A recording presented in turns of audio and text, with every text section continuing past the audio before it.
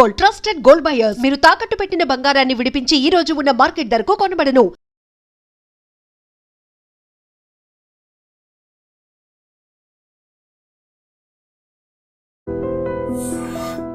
Welcome to crime diaries.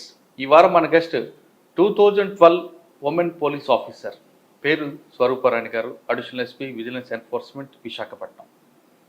ఆమె డిపార్ట్మెంట్లోకి వచ్చినప్పుడు crime pattern ఎలా ఉంది, ప్రస్తుతం ప్యాటర్న్ ఎలా మారిందా లేదా, ప్రజలకి పోలీసుకి మధ్యన గ్యాప్ పెరిగిందా తగ్గిందా అనే అంశాలతో పాటు, విశాఖపట్నంతో పాటు గతంలో పనిచేస్తున్నప్పుడు ప్రజలు ఏ విధంగా ఉండేవారు, ప్రజలకి పోలీసులకి మధ్యన ఇంకా మరింత సంబంధాలు పెరగాలి, ప్రజల పట్ల పోలీసులకి లేదా పోలీసుల పట్ల ప్రజలకి ఆ గ్యాప్ లేకుండా ఉండాలంటే ఏం చేయాలి విషయాలతో పాటు, నేరస్తులకు భయం కల్పించాలన్నా లేదు మహిళలకి భద్రత కల్పించడంలో ఏ విధంగా పోలీసులు దర్యాప్తు చేయాలనే విషయాలని మేడం మీరు తెలుసుకుందాం. మేడం నమస్తే అండి. స్వరూపరాణి గారు, 2012 ఉమెన్ పోలీస్ ఆఫీసర్. మీ డిపార్ట్మెంట్లో అందరూ రెబల్ అని పేరు ఎందుకు పెట్టారండి? రెబల్ అని పేరు పెట్టారు. రెబల్ ఆఫీసర్ అని అంటుంటారు ఎందుకంటే? మా 2012 బ్యాచ్లో మా ట్రైనింగ్ అయిన మొత్తం బ్యాచ్లో నేనే అందరికన్నా పెద్దదాన్ని. నేను డిఎస్పి ట్రైనింగ్ వెళ్ళక ముందే నేను ఎండిఓ, దానికి ముందు గ్రూప్ 1లో నేను ఎంపీడీఓగా చేశాను. 5 years ఎక్స్పీరియన్స్ ఉంది.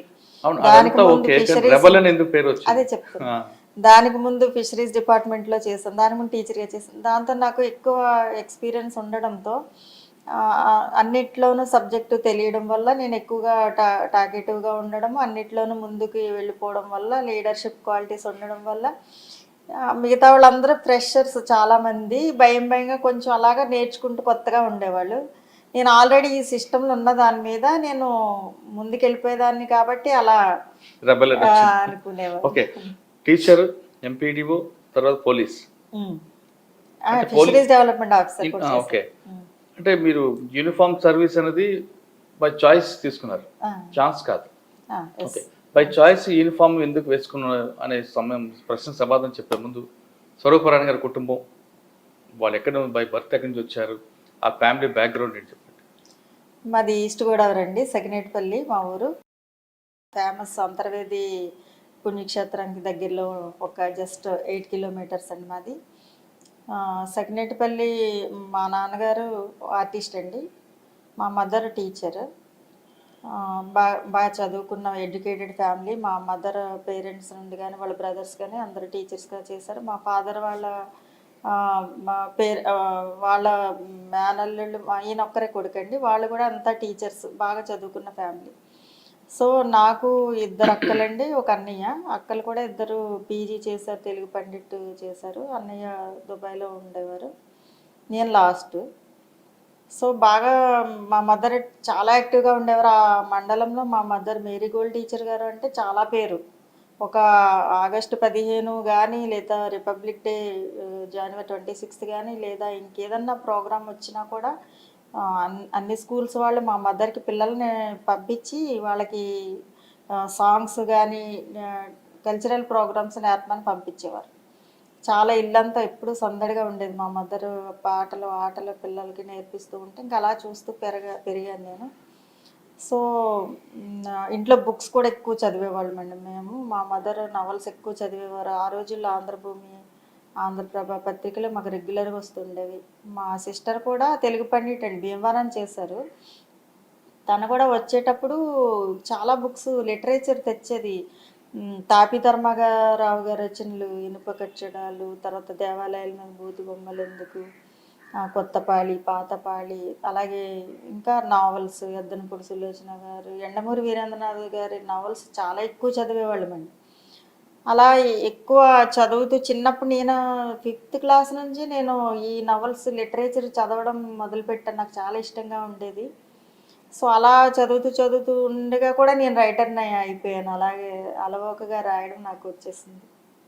ఓకే, మీరు చదువుకున్న తర్వాత యూనిఫామ్ సర్వీస్ కింద రావాలంటే మీ మదర్ ఆల్రెడీ టీచర్ కూతురుగా మేరీ గోల్డ్ గారు కూతురు మేరీ సిల్వర్గా కాకుండా అయితే నేను టీచర్ అవ్వాలని అనుకోలేదు. అందరూ మా ఫ్రెండ్స్ అందరూ బీఈడీ ఎగ్జామ్ రాస్తున్నారని నేను కూడా రాస్తాను. డిగ్రీ అవగానే జస్ట్ రాద్దామని రాయగానే నాకు సీట్ వచ్చింది, గవర్నమెంట్ సీటు. 300 ఎంతో ర్యాంక్ వచ్చింది, గవర్నమెంట్ కాలేజీలో సీట్ వచ్చింది. ఎందుకు వదులుకోవాలి? అప్పట్లో చాలా గట్టి బీఈడీ చేసేవాళ్ళు. సో చేసేద్దామని చెప్పి రాజమండ్రి కాంప్రహెన్స్ కాలేజీలో జాయిన్ అయ్యాను. అయిపోయింది, కోర్స్ అయిపోయింది. అది అవుతుండగా మళ్ళీ అందరూ పీజీకి రాస్తున్నారు. నేను కూడా పీజీకి రాశాను. ఈ బాటనీ ఒకటి, జువాలజీ ఒకటి, ఏదో ఒకటి జాయిన్ అవ్వా. రెండిట్లోనూ సీట్ వచ్చింది మళ్ళీ. మళ్ళీ Andhra university zoology, marine biology చేసిన. అప్పట్లో ఫిషరీస్ కల్చర్ మంచి భూమిలో ఉండేదండి. సో 95, 97 ఆ టైంలో పీజీ చేశాను. తర్వాత పీజీ జరుగుతుండగానే టీచర్స్ డిఎస్సి, ఫస్ట్ డిఎస్సి మాదండి. టీచర్ రిక్రూట్మెంట్ పోస్టులు అవుతున్నాయంటే నేను ఎగ్జామ్ రాస్తూ జస్ట్ అలాగా రాశాను, అటెండ్ అయ్యాను అంతే. దానికి మళ్ళీ నాకు జాబ్ వచ్చేయడం జరిగింది. ఇంక గవర్నమెంట్ జాబ్ వచ్చింది కదా, జాయిన్ అయిపో అని అందరు అన్నారు. పీజీ ఫైనల్ ఎగ్జామ్స్ రాస్తూనే ఈ జాబ్లో జాయిన్ అయిపోవడం కూడా జరిగింది. జాయిన్ అయిన 2 ఇయర్స్కి నాకు మ్యారేజ్ అయిపోవడం జరిగింది. హైదరాబాద్ వచ్చేసాను నేను, ఆ జాబ్ వదిలేసాను రిజైన్ చేసి. వచ్చిన తర్వాత మా పాప పెద్ద అమ్మాయి పుట్టిన తర్వాత మళ్ళీ అందరూ మా రిలేటివ్స్ గొడవ పెట్టడం జరిగింది. ఏంటి నువ్వు ఇంత తెలివైందా, నువ్వు కలెక్టర్ అయిపోతావు అనుకుంటే నువ్వు ఏమి చేయకుండా ఇంట్లో ఉన్నావు అని అందరూ అనడంతో వెంటనే నేను మళ్ళీ ఏపీపీఎస్సి అప్పుడు ఎగ్జామ్స్ అవుతున్నాయి, గ్రూప్ 2. అప్పుడు ఫిషరీస్ డెవలప్మెంట్ ఆఫీసర్ పోస్టు ఒకటే ఉంది. సో నేను జువాలజీ, మెరైన్ బయాలజీ కాబట్టి నేను ఎలిజిబుల్ దానికి. అది గెజిటెడ్ ఆఫీసర్ పోస్ట్. సో దానికి అప్లై చేశాను. ఒక్కటే ఉంది కదా, నువ్వు ఎలాగ చేసావు అని అందరూ అన్నారు. చేయడానికి ఒక్కటి చాలు కదా అని నేను పెట్టాను. దానికి ఇంటర్వ్యూ కూడా నేను సెలెక్ట్ అయ్యాను, జాబ్ వచ్చింది. అప్పుడు మళ్ళీ నేను ఆప్షన్ వెస్ట్ గోదావరి ఇచ్చుకున్నాను. ఎందుకంటే మా పేరెంట్స్ దగ్గరికి ఉంటారు, పిల్లలు చాలా చిన్న పిల్లలు, అప్పుడు 1 year 2 year పిల్లలు. సో వెస్ట్ గోదావరి నర్సాపూర్లో ఫిషరీస్ డెవలప్మెంట్ ఆఫీసర్గా జాయిన్ అయ్యాను. జాయిన్ అయిన తర్వాత కానీ నాకు వచ్చిందని జాయిన్ అవడమే. నా టార్గెట్ ఎప్పుడు నేను గ్రూప్ 1 రాయాలి, నేను ఆర్డీఓ కానీ లేదా డిఎస్పీ అవ్వాలి, ఆ రెండిట్లో ఏదో ఒకటి అవ్వాలని నా టార్గెట్. సో జాయిన్ అయిన వెంటనే మళ్ళీ గ్రూప్ 1 రాశాను. రాసిన తర్వాత 2005 అనుకుంటా. మీకు తెలుసు కదా, మన గ్రూప్ 1 ఎప్పుడు కూడా ఒక నోటిఫికేషన్ వచ్చి మళ్ళీ జాబ్ వచ్చేసరికి 4-5 years పెట్టేస్తాం. అప్పుడు మళ్ళీ ఈ నర్సాపూర్ వచ్చిన వెంటనే గ్రూప్ 1 రాశాను. ఆ గ్రూప్ 1 క్యాన్సిల్ చేసి ఇంకో గ్రూప్ 1 అయింది. అది అయిన తర్వాత 2 సార్లు మెయిన్స్ అయింది. మళ్ళీ కోర్టు కేసులు అంతా కలిపి 2007లో పోస్టింగ్స్ ఇచ్చారు. అప్పుడు నేను ఎంపీడీఓగా సెలెక్ట్ అయ్యాను. అప్పుడు మళ్ళీ నేను హైదరాబాదు దగ్గరలో ఉంటుందని చెప్పి నేను అక్కడ Zone 1 ఆప్షన్ ఇచ్చుకుంటే నాకు మహబూబ్ నగర్లో పోస్టింగ్ ఇచ్చారు. కానీ నేను జస్ట్ కొద్ది మార్కుల్లో నాకు ఎంపీడీఓ వచ్చింది. నాకు జస్ట్ ఒక 10 marks వచ్చి ఉంటే నేను ఆర్డీఓ అయ్యేదాన్ని, డిఎస్పీ అయ్యేదాన్ని. అప్పుడే నాకు చాలా బాధేసింది. మళ్ళీ ఎప్పుడు నోటిఫికేషన్ వస్తుందా అని రోజు పేపర్ చూడటమే, సెకండ్ నోటిఫికేషన్ కోసం. అలాగే వచ్చింది. మళ్ళీ వెంటనే అప్లై చేయడం. తర్వాత ఈ లోపల సిలబస్ మారిపోయింది. దాంతో ఏం చేశాను, 1 year లాంగ్ లీవ్ పెట్టేసి కోచింగ్ తీసుకుని రాశాను. దాంతో నాకు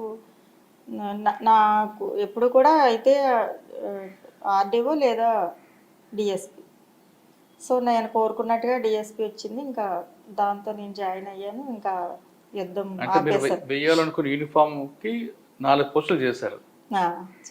కొట్టాలనుకున్నారు. అవి వస్తూ నా టార్గెట్ మధ్యలో వస్తున్నాయి అంతే. అంటే పట్టు వదలు విక్రమార్కులా తిరిగారు అంతే. ఓకే, సూపర్ అండి. ఫస్ట్ పోస్టింగ్ ఎక్కడ వచ్చిందండి? డిఎస్పీగా ఫస్ట్ అంటే అప్పుడు కంబైన్డ్ ఏపీ కాబట్టి నేను హైదరాబాద్ సిఐడిలో చేశాను. ఫస్ట్ పోస్ట్ కాకుండా మీరు ట్రైనింగ్ ఉంటుంది. అవునండి. ఆ ట్రైనింగ్ లో పోలీస్ అకాడమీ 1 year ట్రైనింగ్ అండి. అప్పటికే నాకు 39 years. నేను ట్రైనింగ్కి వెళ్ళేటప్పుడు మా బ్యాచ్లో నేనే పెద్దదాన్ని.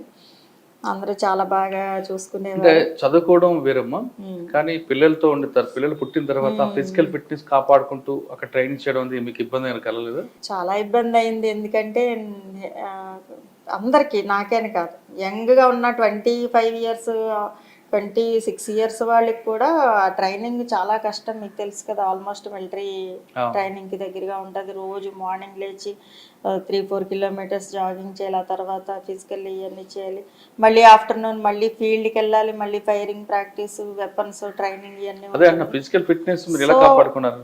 అంటే ఒకటి, నాకు మొదటి నుంచి కూడా నేను యోగా చేస్తాను, నేను స్పోర్ట్స్ ఆడతాను. నేను టేబుల్ టెన్నిస్లో నేను ఇంటర్ కాలేజేట్లో నేను కప్ తెచ్చుకున్నాను. టేబుల్ టెన్నిస్ ఆడతాను, షటిల్ ఆడతాను.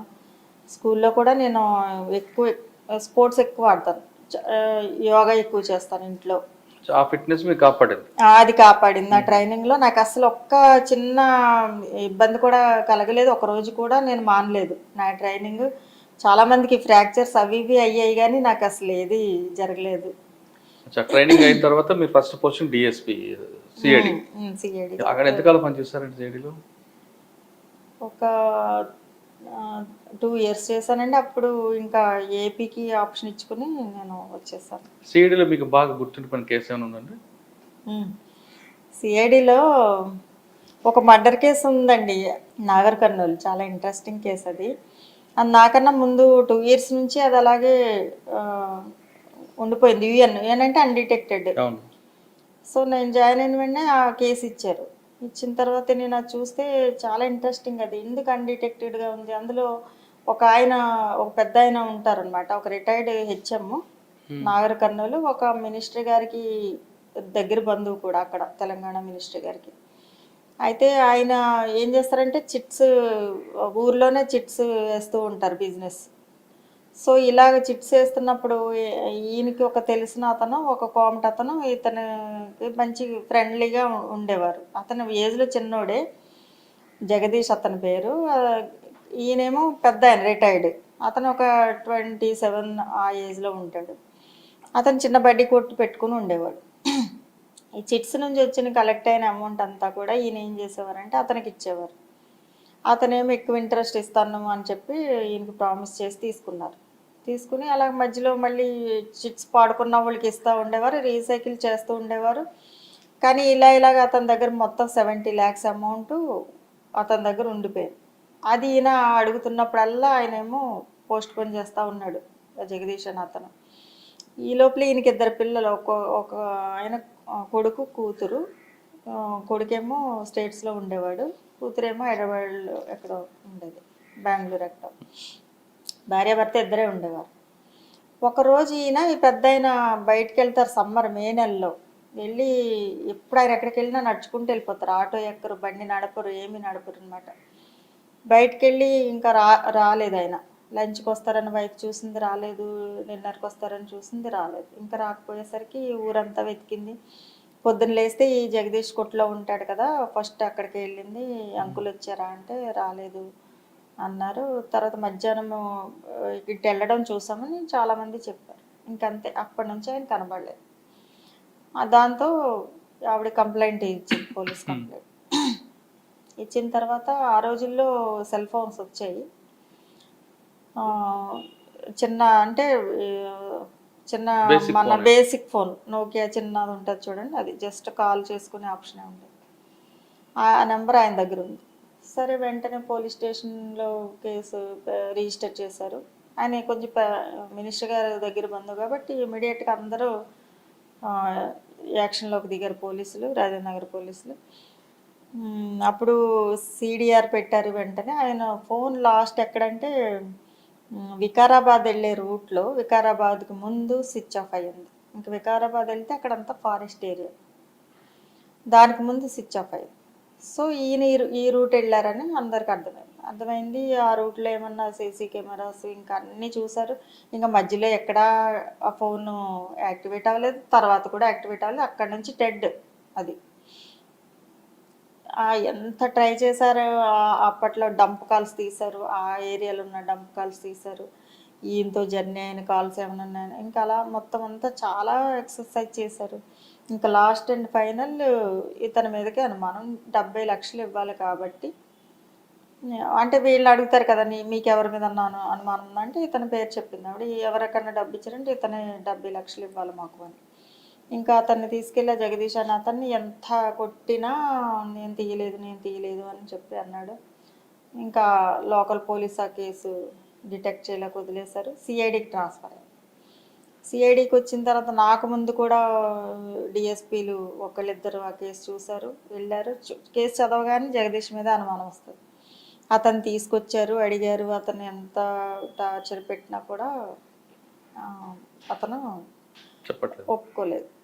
తర్వాత మళ్ళీ వదిలేశారు. వదిలిన తర్వాత నాకు వచ్చింది. నాకు కూడా వెంటనే ఈ కేసులో ఇతనే సస్పెక్ట్ అనిపిస్తున్నాడు అని మళ్ళీ అతను తీసుకొచ్చిన తర్వాత మేము అతను ఇంటరాగేట్ చేసినప్పుడు రోజు పిలిచేవాళ్ళము, ఇంటరాగేట్ చేసేవాళ్ళము. ఒక రోజు అన్నాడు, అవును మేడం నేనే చేశాను అన్నాడు. అమ్మాయి డిటెక్ట్ అయిపోయిందని మేము అందరము చాలా హ్యాపీ అయిపోయి మా ఐజీ మేడంకి అందరికీ చెప్పేసాం. చెప్తే బాడీని ఎక్కడ పెట్టాడు, ఏం చేశాడు కనుక్కోండి అని చెప్పాను. తర్వాత సరే ఏం చేసావు బాడీని? నేనే చేశాను, నేనే చంపాను. ఎందుకు? ఆంటీకి నాకు ఇల్లీగల్ రిలేషన్ ఉంది. అంత పెద్ద ఆవిడ 60 ఏళ్ళు 50 ఏళ్ళతోనా అంటే అవును, రోజు నేను సామాన్లు తీసుకొస్తాను, అంకుల్ బయటికి వెళ్ళిపోతాడు, సో నాకు రిలేషన్ ఉంది, ఆంటీ వదిలించేసుకుందామంది. అంటే ఎలా తీసుకెళ్ళావు, ఎలా కిడ్నాప్ చేసావంటే నాకు ఓ ఫ్రెండ్ ఉన్నాడు, అతను పేరు చెప్పాడు, అతను వచ్చాడు, తెల్ల సుమో కార్ తీసుకొచ్చాడు, అందులో అంకుల్ని కూర్చోబెట్టుకున్నాము, అతను ఇది తెచ్చాడు, క్లోరోఫామ్ పెట్టాము, తీసుకెళ్ళాము, వికారాబాద్ తీసుకెళ్ళి అడవుల్లో అతన్ని తీసుకెళ్ళి పెట్రోల్ వేసి కాల్చి కొంచెం కొంచెంగా కాల్చి ఎక్కువ మంట వస్తే ఆ చుట్టుపాలు తెలుసుకోదు కాల్చి చంపేశాం. సరే ఆ ప్లేస్ చూపిస్తావా? చూపిస్తాం. సరే అని నేను ఇన్స్పెక్టర్లు అందరూ కలిసి వికారాబాద్ వెళ్ళిన తర్వాత ఇక్కడే అంటాడు, అక్కడే అంటాడు, అక్కడే అంటాడు, అలా అడిగంతా తిప్పాడు, ఎక్కడా ఏమీ దొరకలేదు. అసలు నువ్వు చేసావా చేయలేదా, ఎందుకురా ఇలా తిప్పుతున్నావు అంటే లేదు మేడం నేను చేయలేదు. మరి ఎందుకు ఒప్పుకున్నావు? నన్ను మీరు ఇలాగ చెప్తే వదిలేస్తారేమో అని అన్నాడు. మళ్ళీ తలలు పట్టుకుని వచ్చాము. అయినా వీడు చెప్పే కథలు నిజమా కాదని ఇతను చెప్పిన పేర్లు, అడ్రస్లు, ఫ్రెండ్స్ అందరూ చెప్పాడు కదా, వాళ్ళందరినీ పిలిపించి వాళ్ళని అడిగితే వాళ్ళందరూ ఒక్కొక్కరిని పిలిచి అడిగితే వాళ్ళందరూ అసలు అతను ఎవరో మాకు తెలియదు అని కొందరు, అసలు ఆడు పిచ్చోడు మేడం, వాడు ఏం చెప్తున్నాడో మీరు నమ్మకండి అని కొందరు. ఇంకా అలాగ అనేసరికి ఇంకా మాకు మళ్ళీ మతిపోయింది. అయినా కానీ వీడు కావాలని మనల్ని మిస్గైడ్ చేస్తున్నాడు, వీడిని వదిలేదు లేదని మళ్ళీ ఇంకా వాడి వెనకాలే రోజు అంటే ఎప్పుడొకప్పుడు చెప్పేస్తాడు.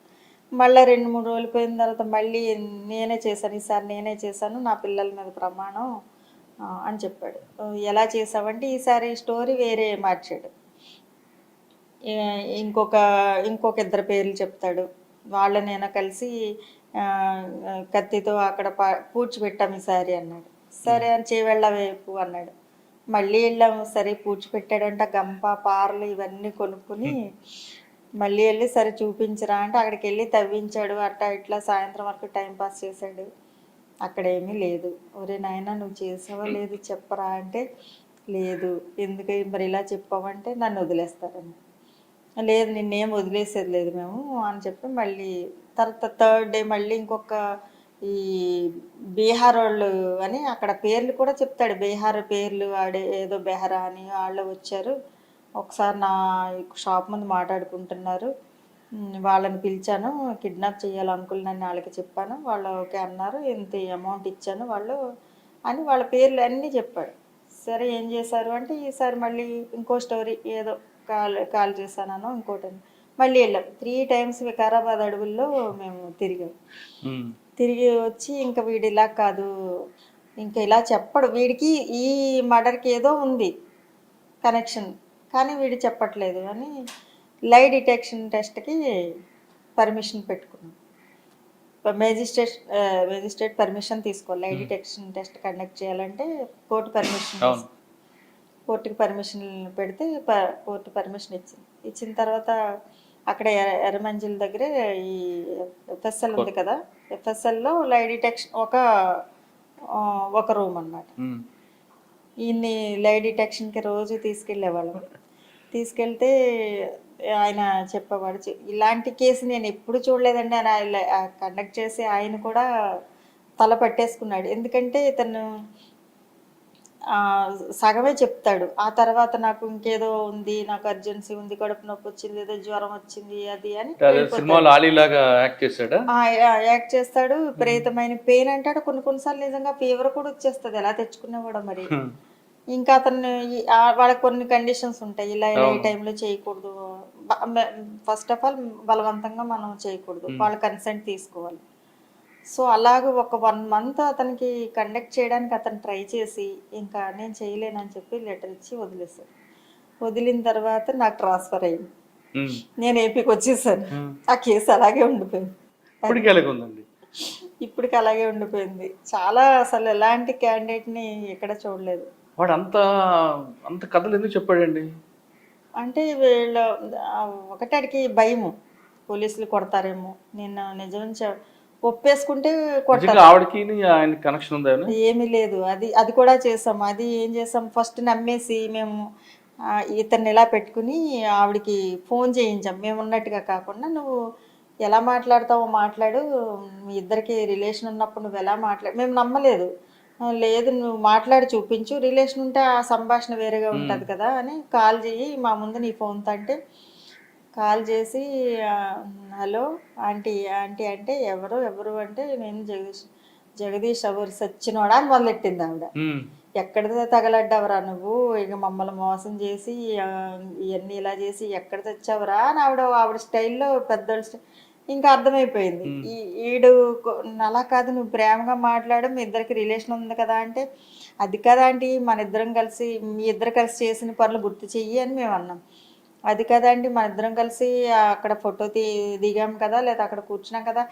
ఏంట్రా ఏం మాట్లాడుతున్నావురా పిచ్చో, నీకు మెతేమన్నా ఉందా నీకు అని నానా తిట్టింది కాకుండా ఇమ్మీడియట్గా వాళ్ళ కూతురికి ఫోన్ చేసి వీడికి ఏదో పిచ్చెక్కింది, వీడు ఏంటేంటో మాట్లాడుతున్నాడు, నాకు ఫోన్ చేసి కంప్లైంట్ ఇద్దామని చెప్పి వాళ్ళు వెంటనే కంప్లైంట్ ఇస్తే ఇలాగ సిఐడి వాళ్ళు ఇన్వెస్టిగేట్ చేస్తున్నారు ఈ కేసు అంటే, అప్పుడు మళ్ళీ నా నెంబర్ తీసుకుని ఆవిడ నాకు ఫోన్ చేసి, మేడం వాడు ఇలాగ నాకు కాల్ చేసి వేధిస్తున్నాడు అని చెప్పి అంటే, ఓకే అయితే ఇది ఫాల్స్ స్టోరీ అని మాకు అప్పుడు అర్థమైపోయింది. చాలా చేసాం, చాలా ఎక్సర్సైజ్. ఇంత విసిగించారు కదా, మీరు బాగా వేసారో వేయలేదు? అర్థమైందండి. సరే మీరు ట్రాన్స్ఫర్ అయిపోయారు మేడం. కానీ సాధారణంగా ఒక ఆఫీసర్ యూనిఫామ్ వేసుకోగానే లా అండ్ ఆర్డర్ చేయాలి అని అనుకుంటారు, వెళ్ళి తన పవర్ చూపించాలని. కానీ ఫస్ట్ లోనే మీకు నాన్ ఫోకల్ పోస్ట్ ఇచ్చారు. కానీ ఆ నాన్ ఫోకల్ పోస్ట్ అయినా పేరుకి కానీ మీకు ఒక ఎక్స్పీరియన్స్ వచ్చింది మంచిది. దీన్ని మీరు ఏ విధంగా అర్థం చేసుకుంటారు? అలా అనడానికి మా బ్యాచ్ అందరికి కూడా అప్పుడు నాన్ ఫోకల్లే ఇచ్చారు. అప్పుడు బైఫర్కేట్ అయిపోయి ఉన్న దాని మీద అందరికీ ఎక్కడెక్కడో అలా అడ్జస్ట్ చేస్తారు.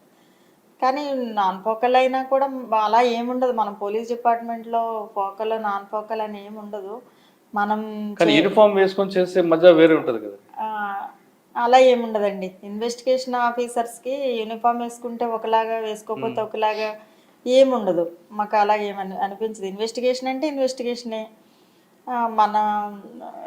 మీకు అలా అనిపిస్తుంది బయట నుంచి, వాళ్ళకి ఏదో స్పెషల్ పవర్స్ ఉన్నాయని. యూనిఫామ్ వేసుకుని పబ్లిక్ లో రావడం, ఆ ఇమేజ్ అది మనం ఎంజాయ్ చేయడానికి, కేసుకి దానికి సంబంధం లేదు. కేసు కోసం కదా, పబ్లిక్ లో ఇమేజ్ వేరేగా ఉంటది కదా. యూనిఫామ్ తో మనం వెళ్ళగానే అందరూ సెల్యూట్ చేస్తారు, అందరూ చూస్తారు. అందులో లేడీస్ అనేసరికి ఇంకొంచెం ఇంట్రెస్ట్ గా చూస్తారు.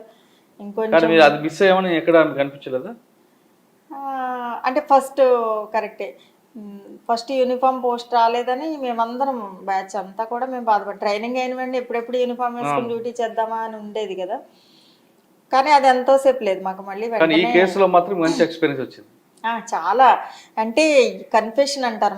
మెయిన్ పోలీస్ డిపార్ట్మెంట్లో కన్ఫెషన్కి అసలు ఎవిడెన్షియరీ వాల్యూ అంటారు. కోర్టులో అది చెల్లదు. ముద్దాయి కన్ఫెషన్ ఇస్తే అది కోర్టులో ఎవిడెన్స్గా చెల్లదు. సో చాలా వరకు కూడా నేరాలు కన్ఫెషన్ బేస్ చేసుకుని ఛార్జ్షీట్లు వేస్తూ ఉంటారు. చాలామంది అడప్పేసుకున్నాడు కదా ఇంకేమైంది అని. సో ఈ కన్ఫెషన్స్ ఎంత నమ్మకూడదు, ఎందుకు నమ్మకూడదు అనేది ఇది ఎగ్జాంపుల్. భయపడి లేదా ఇంకో రకంగానో ఎలా కన్ఫెషన్స్తో మిస్లీడ్ చేస్తారు. ఆ కన్ఫెషన్ మనకి ఖచ్చితంగా ప్రూవ్ అవ్వాలి. అతను ఇలా ఒప్పుకున్నాడు కదా మర్డర్ చేశానని, మీరు ఎందుకు అరెస్ట్ చేసి మీరు ఎందుకు జైలుకి పంపలేదని మీరు అనుకోవచ్చు. కానీ ఖచ్చితంగా అక్కడ బాడీ రికవరీ ఉండాలి. ఆ బాడీ ఉండాలి కదా. ఇతను ఎక్కడో పాతి పెట్టాడు, recovery దాన్ని ఉండాలి కదా. ఏదో ఒకటి బాడీ రికవరీ ఉండాలి, తర్వాత ఇతను Weapon ఏ ఉండాలి, వెపన్ తో అన్నీ చేశాడు అనేది, ఆ వెపన్ ఎక్కడ ఉందనేది, ఆ వెపన్ రికవరీ ఉండాలి. సో ఈ రికవరీ ఉన్నప్పుడు మాత్రమే ఈ కన్ఫెషన్ కి వాల్యూ. ఎవిడెన్షియరీ వాల్యూ ఉంటుంది. అంటే ఒక మంచి ఎక్స్పీరియన్స్ వచ్చింది సర్వీస్ మొత్తంలో. ఓకే, ఫస్ట్ ఫస్ట్ కేసులోనే మంచి ఎక్స్పీరియన్స్. స్టేట్ బైఫికేషన్ అయిన తర్వాత ఏపీలో ఎక్కడ వచ్చారండి? ఏపీ పాలకొండ డిఎస్పీగా జాయిన్ అయినండి. పాలకొండ, శ్రీకాకుళం శ్రీకాకుళం జిల్లా. పాలకొండ DSP. అప్పుడు యూనిఫామ్ వేసుకుని వచ్చారు. అప్పుడే first uniform post. So Palakonda ఎంతకాలం పనిచేశారండి? పాలకొండ ఇంచుమించు 2 years దగ్గరలో. ఓకే, అక్కడ మెయిన్ ఛాలెంజ్ ఏమవుతుంది? ఆ, కొంచెం శ్రీకాకుళం బ్యాక్వర్డ్ ఏరియా మనకు తెలుసు. ఇంకా చాలా మూఢనమ్మకాలు ఎక్కువ అక్కడ, బాగా చాలా ఎక్కువ. ప్రతి దానికి కూడా మెడిసిన్ కన్నా తాయెత్తిని వాటిల్ని నమ్ముతారు. మూఢనమ్మకాలు ఎక్కువ, చాలా ఎక్కువ. నేను అసలు ఎప్పుడు చూడలేదు, అంత ఎక్కువ ఉంటాయని అనుకోలేదు. అలాగే ఏమనాలి, అట్రాసిటీస్ కూడా చాలా ఎక్కువ. క్యాస్ట్ ఫీలింగ్స్ కానీ ఇవి చాలా ఎక్కువ. చాలా బ్యాక్వర్డ్గా ఉన్నారు అక్కడ ఎస్సీలు కానీ. ల్యాండ్ డిస్ప్యూట్స్ ఎక్కువ ఉంటాయి కదా. చాలా డిస్ప్యూట్స్ ఎక్కువే, ఈ గొడవలు కూడా ఎక్కువే, అట్రాసిటీస్ అక్కడ కూడా మీకు చాలా బాగా ఎక్కువ. నచ్చిన కేసు ఏమైనా ఎదురైందా? అక్కడ ఒక కేసు అండి, ఒక అమ్మాయి మర్డర్ కేసు.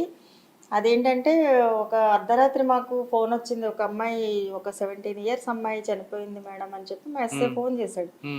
అంటే మర్డరా అంటే అర్థం కావట్లేదమ్మా, మర్డరా సూసైడ్ నాకేం అర్థం కావట్లేదు అన్నాడు. వెంటనే 12కి నేను యూనిఫామ్ వేసుకుని వెంటనే సీన్కి వెళ్ళాను. పక్కనే పోలీస్ స్టేషన్కి జస్ట్ ఒక 2 kilometers. వెళ్ళి చూసేసరికి రూమ్ అంతా పూలలో బ్లడ్ అనమాట. పూల బ్లడ్లో బాడీ పడి ఉంది. అమ్మాయి చుడీదార్ వేసుకుని ఉంది, బట్టలన్నీ ఇంటాక్ట్ ఉన్నాయి. చుడీదార్ వేసుకుని ఉంది అమ్మాయి. చాలా లోయర్ మిడిల్ క్లాస్ అమ్మాయి అనుకుందాం.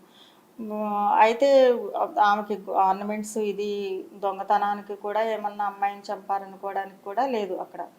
ఆమె చుట్టూ 4-5 చాకులు, వంటకు ఉపయోగించే చాకులు పడున్నాయి. గొంతు అడ్డంగా కోసింది, దాని నుంచి రక్తం విపరీతంగా పడి ఆమె చనిపోయింది.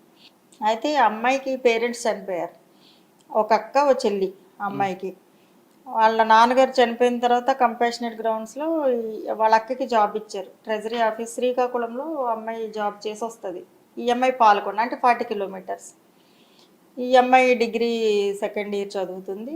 ఈ వీళ్ళకి ఒక చెల్లి ఉంది, అది ఇంటర్ చదువుతుంది.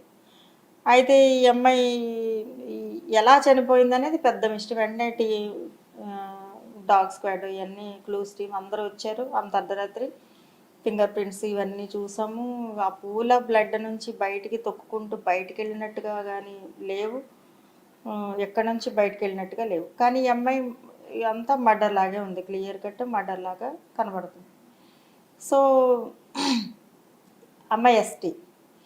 తర్వాత మేము ఎంతకి మర్డర్ చేసింది ఎవరు, పోలీస్ డాగ్ స్క్వాడ్ రోడ్డు మీద ఎంత పరిగెట్టినా మా బస్ స్టాప్ వరకు వెళ్ళి ఆగిపోయాయి. ఇంటి చుట్టూ తిరిగి ఆగిపోయి, ఏమీ క్లూస్ లేవు. డెకాయిట్ అన్ని సీసీ ఫుటేజ్లు ఇంకా అవన్నీ చూసాం. అక్కడ టీచర్స్ కాలనీ అది. తర్వాత మా ఎస్పీ గారు కూడా వచ్చారు. ఎందుకు ఇది డిటెక్ట్ అవ్వట్లేదు, ఎందుకు దొరకట్లేదు సార్. ఇప్పుడు త్రివిక్రమ్ వర్మ గారు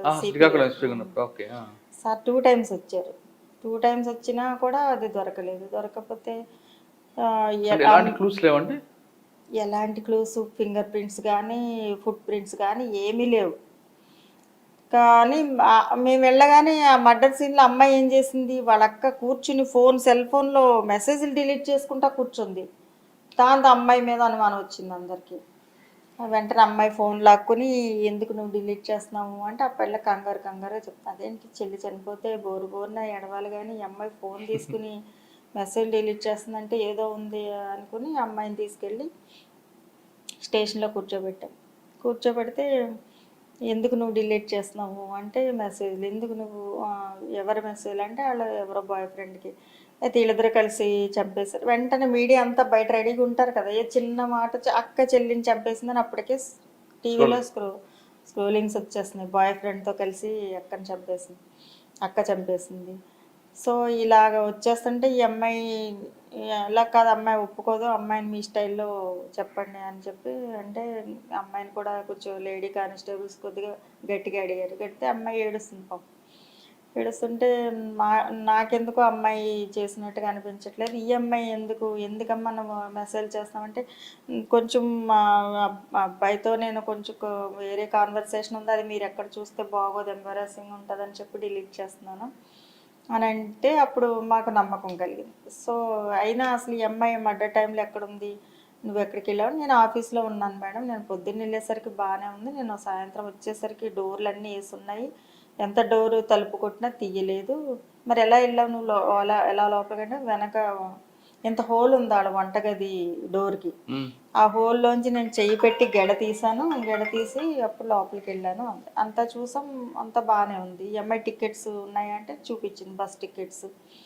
తర్వాత ఈ అమ్మాయి ఆఫీస్లో ఉందా అని మన ఇది రికార్డు కూడా ఉంది, అందులో మన ఫేషియల్ రికగ్నిషన్ యాప్ ఉంటుంది కదా, అందులో కూడా అది ఉంది, ఇన్ టైము అవుట్ టైం కూడా ఉంది. సో అమ్మాయి మధ్యలో వచ్చేసి చంపి వెళ్ళిపోయి అంత అయితే లేదు.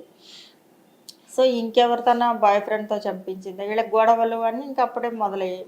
వీళ్ళ పేరెంట్స్ రిటైర్ అయిన అమౌంట్ కోసం గొడవలు జరుగుతూ ఉన్నాయి వీళ్ళిద్దరు. ఈ అమ్మాయికి పెళ్ళి అయిపోతే నువ్వే తీసేసుకుంటావని ఈ పిల్ల అడుగుతుంది, అందుకే అని చెప్పి ఇంక ఇలాగ గొడవలు స్టార్ట్ అయ్యి అన్ని వెర్షన్స్ వచ్చేస్తున్నాయి. ఈ అమ్మాయి ఫోన్ కాల్స్ అన్నీ చూసాము, సిడిఆర్స్ తీసాము, ఎవరితో ఎక్కువ మాట్లాడుతుంది, ఈ అమ్మాయికి లవర్స్ ఉన్నారంటే ఎవరు లేరు, కాలేజ్ పోయి ఎంక్వైరీ చేసాము. ఇంకో చెల్లి ఏమైందంటే అప్పుడు తెలుసు ఆ చెల్లికి ఇంకొక బాయ్ ఫ్రెండ్ ఉన్నాడు, వాళ్ళిద్దరూ కలిసి ఇంట్లోంచి వెళ్ళిపోయారు. దాని గురించి వీళ్ళిద్దరూ అక్క చెల్లి గొడవలు, నువ్వెందుకు దాన్ని అలాగ లూజ్గా వదిలేసావని ఈ మధ్య అమ్మాయి అక్కని అడుగుతుంది. వీళ్ళిద్దరు చెల్లిని తీసుకురా అని గొడవల్లో ఈ అమ్మాయి ఈ గొడవలు నడుస్తూ ఉన్నాయి. మళ్ళీ ఆ చెల్లిని పట్టుకొచ్చాం. ఇలాగ 1 వీక్ అయిపోయింది, మాకెవరో ఇంకా చేసింది ఎవరు అనేది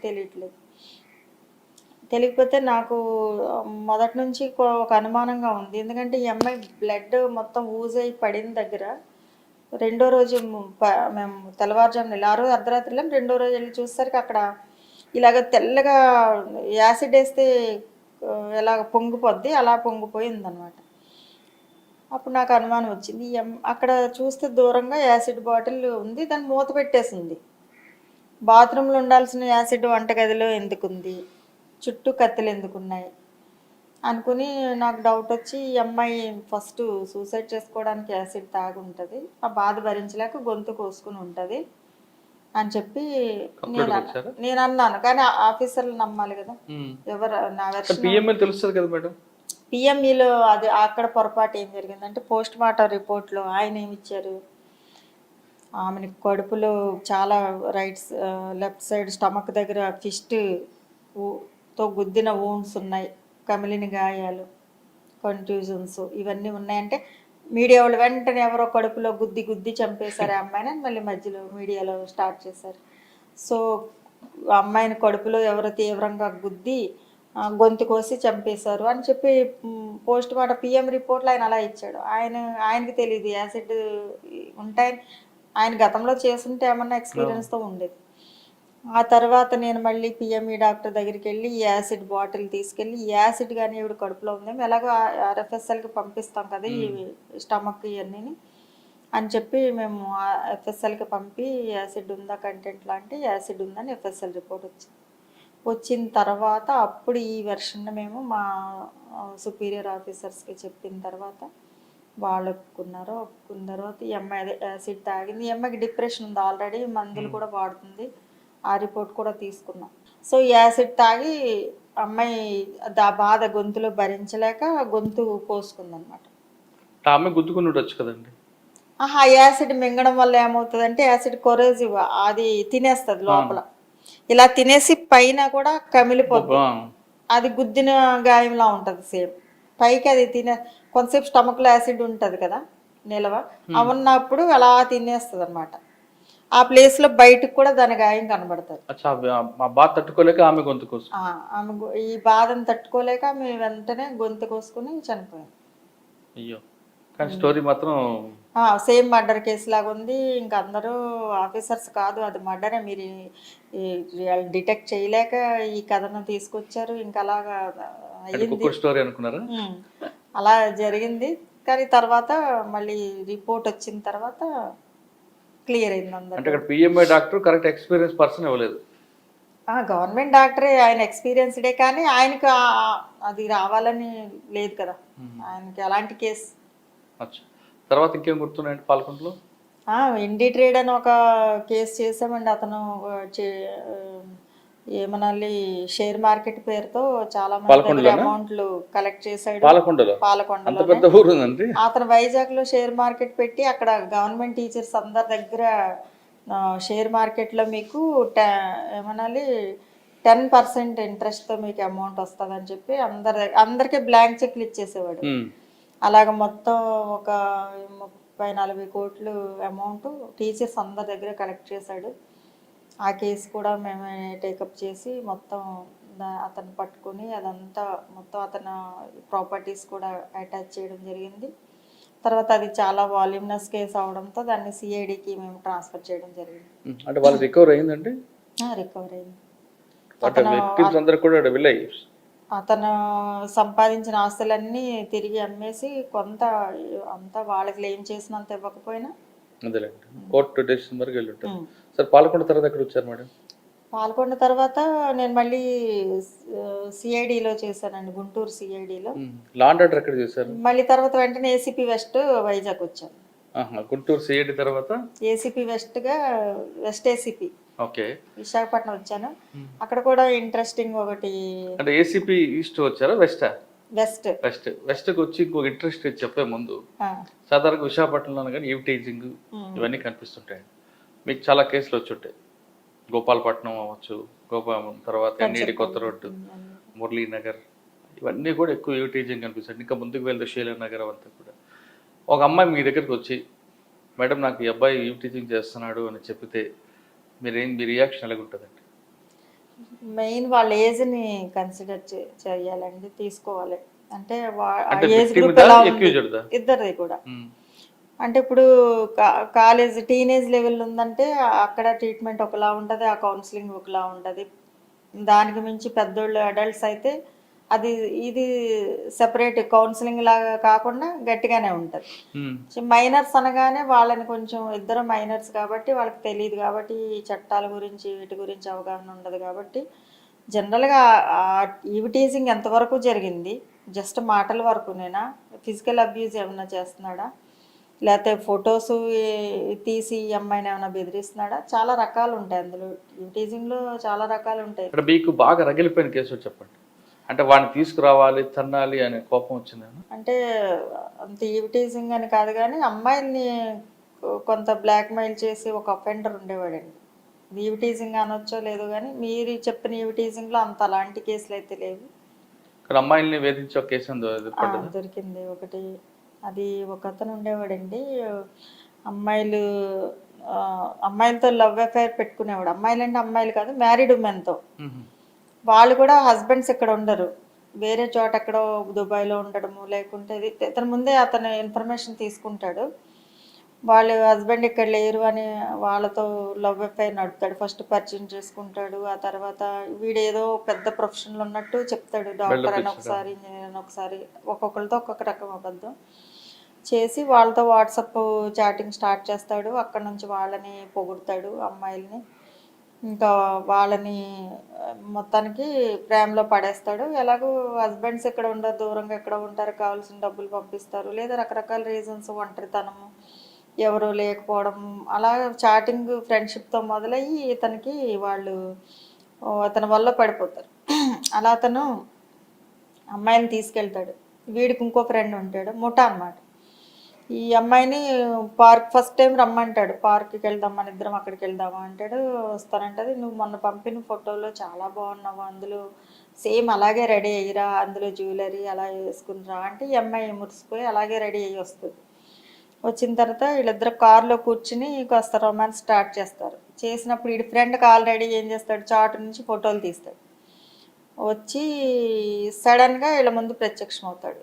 వీడి షాక్ అయినట్టుగా యాక్ట్ చేసి వాడి దగ్గరికి వెళ్ళి కెమెరా లాక్కోపోతాడు. వాడేమో ఇవ్వనని చెప్తాడు. వీళ్ళిద్దరి మధ్య కొంచెం అయిన తర్వాత అవతల వాడు ఆల్రెడీ ఈమె గురించి ఇన్ఫర్మేషన్ వీడు చెప్తాడు కదా, ఈ హస్బెండ్ అలా ఉన్నాడు.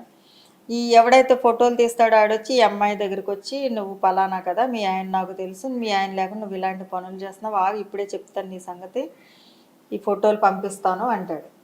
అంత అమ్మ చెప్పొద్దు, నీకు దండం పెడతాను, నీకు అలా చేయొద్దని ఆ అమ్మాయి ఏడుస్తుంది.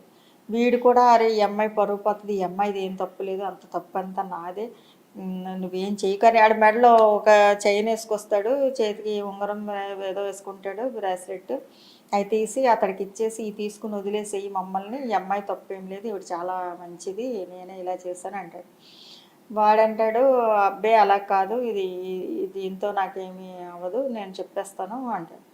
అప్పుడు అంటాడు పోనీ నీ కూడా ఇచ్చేసేయి అని అమ్మాయిని అంటాడు. అప్పటికి అమ్మాయి మంచిగా నగలు ఇవన్నీ వేసుకుని వస్తుంది కదా, ఆమె కూడా తీసి ఇచ్చేయని ఎంకరేజ్ చేస్తాడు. ఆమె కూడా తీసి ఇచ్చేస్తుంది. సరే ఈసారి ఓకే అని వదిలేసాను, మిమ్మల్ని డిలీట్ చేస్తానని ఆడు వెళ్ళిపోతాడు. వెళ్ళిపోయిన తర్వాత అమ్మాయి బతికామరా బాబు అనుకుని ఇద్దరు వెళ్ళిపోయినట్టుగా యాక్ట్ చేస్తారు.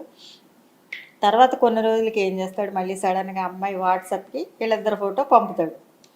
పంపిన తర్వాత మళ్ళీ అమ్మాయి షాక్ అవుతుంది, ఇదేంటి ఆ రోజు డిలీట్ చేశాడు కదా, మళ్ళీ ఇప్పుడు ఎందుకు తీసావని మళ్ళీ వాట్సాప్లో అమ్మాయి కాల్ చేసి అంటే కొద్దిగా డబ్బులు అవసరం అయ్యింది నాకు, కొద్దిగా ₹1,00,000 సర్దు అంటే మరి డిలీట్ చేసేస్తావా అంటే డిలీట్ చేస్తాను. మళ్ళీ అలాగా అమ్మాయి దగ్గర ఒక 50 లక్షలు కూడా లాగిన వాళ్ళని తీసుకున్నారు. 50 lakhs ఎలా ఇచ్చావమ్మా నువ్వు అంటే భయం వేసింది మేడం, మా ఆయనకి తెలిస్తే అల్లరైపోద్ది, గొడవ అయిపోద్ది, నా గోల్డ్ అమ్మేసి ఇచ్చాను, తర్వాత కొన్ని ఇంట్లో సామాన్లు కూడా అమ్మేసి ఇచ్చారు భయంతో పాపం. అలాగ ఇతను ఇంచుమించుగా 15-20 మంది లేడీస్ని ఇలాగే ఇదే స్టైల్లో వీళ్ళిద్దరూ కలిసి మోసం చేశారు. ఎవరండి పేర్లు చెప్పకూడదు. సో వాళ్ళు చేసిన తర్వాత వాళ్ళు ఏమంటారు వచ్చి ఇలాగైపోయింది, మాకు ఇంత అన్యాయం అయిపోయింది, మా పేర్లు బయటకు రాకూడదు, వాడికి శిక్ష పడాలి. అలా కాదమ్మా, ఒక కంప్లైంట్ ఉండాలి, ఎవరో ఒకళ్ళు కంప్లైంట్ ఇస్తేనే కదా, ఎఫ్ఐఆర్ ఇస్తేనే కదా అతను తీసుకొచ్చి ఛార్జ్షీట్ వేసి పంపడానికి అవుతుంది. మామూలుగా ఏదో తన్నేసి కొట్టేసి వదిలేస్తే ఏముంది, మళ్ళీ ఇంకొక అమ్మాయిని పట్టుకుంటాడు. అయితే వాళ్ళు అసలు ఆ 14 మంది అమ్మాయిలు కూడా ఒకళ్ళు ఎలా తెలిసిందంటే అందులో ఒకళ్ళు తెలిసిన వాళ్ళు కూడా ఉన్నారు, ఒక ఇంట్లో వాళ్ళు, కొంచెం బంధువులు, ఫ్రెండ్స్ కూడా ఉన్నారు. సో మొత్తానికి వాళ్ళందరి దగ్గర కంప్లైంట్ తీసుకోలేకపోయాము. తీసుకోకపోతే ఆఖరికి అందులో ఒక ఆమె, ఎవరు లేని ఒక ఆమె తను ఇవ్వడానికి ఒప్పుకుంది. ఆమె కంప్లైంట్ మీద అతన్ని తీసుకొచ్చి అరెస్ట్ చేయడం జరిగింది, రిమాండ్ పెట్టడం జరిగింది. అలా అరెస్ట్ రిమాండ్ కాకుండా మీరు గట్టిగా మాట్లాడారు, అవన్నీ ఉంటాయి, మాట్లాడతాము జరిగేవి. వాడు చాలా షాకింగ్ ఉంటుంది. వాళ్ళు అంటే మీకు ఈ హస్బెండ్స్కి వెళ్ళి దూరంగా ఉంటారు కదా, ఎంతమంది అమ్మాయిలు నీకు ఎలాగ పడతారు అంటే నేను ట్యాబ్లెట్స్ వేసుకుంటాను మేడం, వాళ్ళకి అంటే సాటిస్ఫై చేయడానికి, ఎక్కువ టైం చేయడానికి నేను ఓజోమాన్ అలాంటివి కొన్ని డ్రగ్స్ వాడుతూ ఉంటాను. ఫిజికల్గా కూడా ఉంటాడా, వాళ్ళతో ఫిజికల్ రిలేషన్ పెట్టుకుంటాడు, ప్లస్ బంగారం కూడా. ఫిజికల్ రిలేషన్ పెట్టుకున్న తర్వాతే వాళ్ళ నుంచి అన్ని అమౌంట్ తీసుకుంటాడనమాట. తీసుకుని ఆ ఫోటోలే వాడి ఫ్రెండ్ అని వాడుకుంటాడు ఫస్ట్. తర్వాత వీళ్ళకి అర్థమైపోద్ది వీళ్ళిద్దరు కలిసి ఒకటే గ్రూప్ అని చాలా మందికి. కరెక్టే. ఇప్పుడు వీడు ఒక అమ్మాయితో ఫిజికల్ పెట్టుకొని తర్వాత మనీ తీసుకుంటాడు, కానీ వాడి ఫ్రెండ్కి ఏం బెనిఫిట్ ఉంటుంది? డబ్బులు వాడికి ఇందులో వీడు ఇప్పుడు 50 లక్షలు తింటే అందులో 20 వాడికి ఇస్తాడేమో, అంతేగాని ఆ అమ్మాయితో వీడు టచ్లో ఉంటాడు. వీడిద్దరు ఇంటిమసీ వీళ్ళిద్దరు ఉన్నప్పుడు వీడే ఫోటో తీస్తాడు, ఎట్లాగో సెల్ ఫోన్ నుంచో ఎలాగో తీస్తాడు. వాళ్ళిద్దరు ఎక్కడ ఉన్నారండి ఇప్పుడు? రిమాండ్ 3 months తర్వాత ఎవరికైనా బెయిల్ వచ్చేస్తుంది కదా. అంటే వాళ్ళు అటువంటి వాళ్ళు శిక్ష పడే అవకాశం ఉందంటారు గట్టిగా? వీళ్ళు గట్టిగా ఉండాలి, మేము కోర్టుకి వెళ్ళము, సాక్ష్యం చెప్పము, మేము ఎవరికి తెలియకూడదు అనుకుంటే ఏం చేయలేదు. ఇప్పుడు ఎవరైనా కూడా బాధితులు కోర్టుకి వెళ్ళి నాకు జరిగింది ఇలా జరిగింది అని ఆవిడ సాక్ష్యం చెప్తేనే కదా జడ్జిలైనా ఎవరైనా. ప్రాపర్టీ అంతా ఏం చేశాడండి వాడు జల్సాగా ఖర్చు పెట్టడం జరిగింది, కొంత ఈ బైక్లని అవన్నీ ఇవన్నీ కొనడం జరిగింది. తర్వాత అవన్నీ రికవర్ అవ్వడానికి ఇచ్చిన అమ్మాయి ఒక్క అమ్మాయి కదా కంప్లైంట్, ఒక్క అమ్మాయికి ఎంతవరకు ఉంటుంది? సరే ఇప్పుడు జరిగింది కదా మేడం. మిగిలిన వాళ్ళు ఎవరు రాలేదు ఆ కదా. 14 మందిలో కంప్లైంట్ ఇవ్వకపోయినా వాడిని శిక్షించాలని గట్టిగా నిలబడేవారు ఉన్నారా? లేదు అంతా మాకు కంప్లైంట్ వద్దు అనే వాళ్ళు ఉన్నారా? చాలా అంటే ఆ మంది కోపం కనిపిస్తుందా వాళ్ళు? వాళ్ళు ఎందుకు వచ్చారంటే, వీడు మమ్మల్ని ఇంకేమి బ్లాక్మెయిల్ చేయకుండా చూడండి, వీడి గట్టిగా వార్నింగ్ ఇవ్వండి, మా జోలికి రాకుండా చూడండి, మమ్మల్ని మేము వీడు అంటే ఇంకా మా దగ్గర డబ్బులు లేవు, అయిపోయాయి ఇంకా మా దగ్గర ఆల్రెడీ, ఇంక మేము ఇవ్వలేము, వీడు ఎంత నన్ను బ్లాక్మెయిల్ చేసినా కూడా ఇవ్వలేను. కానీ వాడి చేతిలో బాంబు ఉంది, వీళ్ళిద్దరూ ఆ, దిగిన ఫోటోలు అవి అవన్నీ రికవర్ అయిందండి. వాడు ఫోన్లోను ల్యాప్టాప్లోను తీసి రికవరీ చేశారు. తర్వాత వాడు బ్లాక్మెయిల్ చేస్తాడని ఫోన్లు తీసుకున్నాము, డిలీట్ చేయించాము. మ్మ్. తర్వాత మళ్ళీ అతను జైలుకి వెళ్ళాడు, 3 months ఉన్నాడు, తర్వాత బెయిల్ మీద వచ్చాడు. కానీ ఇంకా తర్వాత మళ్ళీ అతను వాళ్ళని వేధించినట్టుగా కానీ మనకేమీ అండ్ వాడి పేరు చెప్పడానికి ఇబ్బంది ఏంటండి? వద్దులేండి, వీళ్ళు కూడా తెలుస్తారు కదా, అచ్చా సరే. వాళ్ళ పేర్లు కూడా తెలుస్తారు. ఆ కేసు కాకుండా ఈవి టీజింగ్ వాళ్ళు వచ్చినప్పుడు మీకు కౌన్సిలింగ్ చేయాలనిపిస్తుంది కదా మేడం? మీరు కాలేజ్ చదువుకున్నప్పుడు మీరు ఏమైనా ఎదుర్కొన్నారు అక్కడ సెకండ్ వల్ల? చాలా దారుణంగా. ఎందుకంటే మీ ఏరియాలో బైకుల మీద తిరుగుతూ నేర రోడ్ల మీద ఎక్కువ టీచింగ్ చేస్తుంటారు. అప్పుడేమి ఇన్ని చట్టాలు లేవు, మేము చదివినప్పుడు ఈ టీజింగ్ కానీ ఈ ఉమెన్ రిలేటెడ్ చట్టాలు ఇవన్నీ ఏమీ లేవు. సో అప్పుడు చాలా ఎక్కువ మా టైంలో అసలు లేడీస్ బయటికి వెళ్తే లేదు, వెనకాల ఒక 4-5 చాలా పెద్ద విక్టిమ్ని నేను మా కాలేజ్లో కానీ లేదా ఎక్కడికి వెళ్ళినా కూడా కొంచెం నేను యాక్టివ్గా ఉంటానేమో, దాని మీద కొంచెం అందరూ ఎక్కువగా నేను టార్గెట్ అవుతూ ఉంటాను. ఎక్కువ అంటే ఆ రోజుల్లో అంత యాక్టివ్గా అన్నిట్లోనూ స్పోర్ట్స్లోనూ వీటి కల్చరల్ ప్రోగ్రామ్స్ అన్నిట్లోనూ పార్టిసిపేట్ చేసేవాళ్ళు చాలా తక్కువ. నాకు ఎవరన్నా ఒక పార్ట్నర్ రావాలి అంటేనే నేను అందరినీ బతిమాలేదాన్ని, ఒక గేమ్గా ఆడదాం పార్ట్నర్ రండి అంటే ఫ్రెండ్ అని తయారు చేసుకుని ఒక టేబుల్ టెన్నిస్ ఆడాలన్నా చాలా కష్టమయ్యేది ఆ రోజుల్లో. మీకు అక్కడ బ్యాడ్ ఎక్స్పీరియన్స్ అని ఉందండి? బ్యాడ్ అంటే ఎక్కువ మరీ అసలు అంత టార్చర్ ఉన్నదండి. టార్చర్ నేను కాలేజీలో చదివేటప్పుడు నేను ఎక్కువ చుడీదార్స్ వేసుకునేదాన్ని అప్పట్లో. అప్పుడు అందరూ లంగావోణీలు వేసుకునేవారు. మా ఫాదర్ హైదరాబాద్లో జాబ్ అనమాట. మా అక్కోళ్ళు కూడా బాగా చదువుకున్న వాళ్ళు, వాళ్ళు కూడా హైదరాబాద్లో చదివారు. సో దాని మీద నేను కూడా చుడీదార్ వేసుకోవడం నాకు అలవాటు. దాంతో అక్కడ ఆడ్మెన్ అవుట్ లాగా ఉండేదాన్ని. అందరూ లంగావోణి వేసుకుంటే నేను ఒక్కదాన్నే చుడీదార్ వేసుకునేదాన్ని డిగ్రీ వరకు. ఎవరెన్ని కామెంట్స్ చేసినా నేను వేసుకోవడం మానలేదు. ఇప్పుడు అసలు లంగావోణి వాళ్ళు ఎతుకుదామంటే లేదు. కానీ ఆ రోజుల్లో ఈ చొక్కాలాగు అమ్మాయి అనే ఒక నిక్నేమ్ పెట్టేవారు. చొక్కాలాగా అమ్మాయి, ఇదే చొక్కాలాగా అమ్మాయి అలా. అప్పుడేమో వాళ్ళ మీద తిరగబడ్డారు? ఎక్కడికక్కడే ఇచ్చేసేవాళ్ళు, అసలు ఊరుకునేది లేదు. అంటే మాటలతోనూ చేతులతో? మాటలతోనూ చేతులు చాలా అగ్రెసివ్గా ఉండేదాన్ని. పోరాడుతూనే వచ్చాను నేను. ఇప్పుడు ఆ రెబల్ అలా కంటిన్యూ అవుతుంది, అసలు ఎక్కడా తగ్గేది లేదు. అంటే మీరు డిపార్ట్మెంట్కి వచ్చిన తర్వాత ఇటువంటి సంఘటనలు ఎదురైనప్పుడు మీకు ఒక్కసారి ఫ్లాష్ బ్యాక్ వెళ్తుంది, వెళ్ళి ఆ కోపం కూడా చూపించేవారా? అలా ఏం లేదు, అది న్యాచురల్ అనే అనిపిస్తుంది. ఆ ఏజ్ లో ఉన్న పిల్లలకి అలా. ఇప్పుడు ఇంకా పర్వాలేదు, వీళ్ళు చాలా చేయొచ్చు అంటే అవతల వాళ్ళకి ఇబ్బంది లేకుండా చేయొచ్చు ఆ ఏజ్ లో, కానీ అవతల వాళ్ళకి కన్నీరు పెట్టి అందులో ఆనందపడడం కరెక్ట్ కాదు. ఇప్పుడు అలా వస్తే ఇమీడియట్ గా పోలీసు ఎఫ్ఐఆర్ వేసేస్తాము. ఈవిటీజింగ్ సెక్షన్లు ఉన్నాయి కాబట్టి 354 ఇవి సెక్షన్లు వేసి ఇమీడియట్ గా వాళ్ళని కట్టేలు చేసేస్తున్నాం. చాలా కంట్రోల్ అయిపోయింది ఇప్పుడు అసలు. మేడం మీకు వెస్ట్ ఏసీపీగా మంచి కేసు చెప్పారు, అది కాకుండా ఇంకేమైనా గుర్తున్నాయా? అది కాకుండా ఒక ఐఎస్ఐ ఏజెంట్ని మేము పట్టుకున్నామండి. అది చాలా ఇంట్రెస్టింగ్ ఉంటుంది. అతను మాకు ఒకరోజు పొంగల్ సంక్రాంతి అనమాట, ఆ రోజు ఫెస్టివల్. ఆ రోజు మా పిల్లలు అందరూ వచ్చారు, మూవీకి వెళ్దామని. నేను సెలవు కదా ఈరోజు అని స్టెప్స్ దిగుతున్నా నేను. అప్పుడు ఫోన్ వచ్చింది మా సిపి గారి నుంచి, నువ్వు ఇమీడియట్గా ఒక నెంబర్ పెడుతున్నాను, ఇతన్ని చేజ్ చేసి పట్టుకోండి ఈ టీంతో కలిసి. ఎవరండి సిపి గారు అప్పుడు? అప్పుడు మీనా గారు, Meena sir, RK Meena sir. అప్పుడు సరే సార్ అని వెంటనే నేను పిల్లలు మీరు వెళ్ళిపోండి, నేను ఇలా వెళ్తానని చెప్పి వచ్చేస్తాను సాయంత్రానికి అని చెప్పి అన్నాను. అంత తర్వాత నా 2-3 నా సిఐలు, ఒక కంచరపాలెం సిఐ ఒక ఆయన, గోపాలపట్నం సిఐ ఒక ఆయన, పెందుర్తి సిఐ, ముగ్గురికి ఫోన్ చేశాను. పదండి మీరు వెహికల్స్ వేసుకురండి అని. వాళ్ళని ముగ్గురిని రమ్మన్నా. నేను వెళ్ళాను. వెళ్తే పెందుర్తి ఆ సైడ్ నుంచి సబ్బవరం ఇటు ట్రాక్ మీరు ఈ టీం వాళ్ళతో ట్రాకింగ్ టీం వాళ్ళతో మీరు కన్సల్ట్ చేస్తూ మీరు ఆ వెహికల్ని ట్రాక్ చేయండి, అందులో వాళ్ళని పట్టుకోండి. అది మాకు ఇచ్చిన టాస్క్. అందులో ఎవరు ఉన్నారో తెలియదు, వాళ్ళ పేర్లు ఏంటో తెలియదు, వాళ్ళు ఎలా ఉంటారో కూడా తెలియదు, ఏ వెహికల్లో కూడా తెలియదు.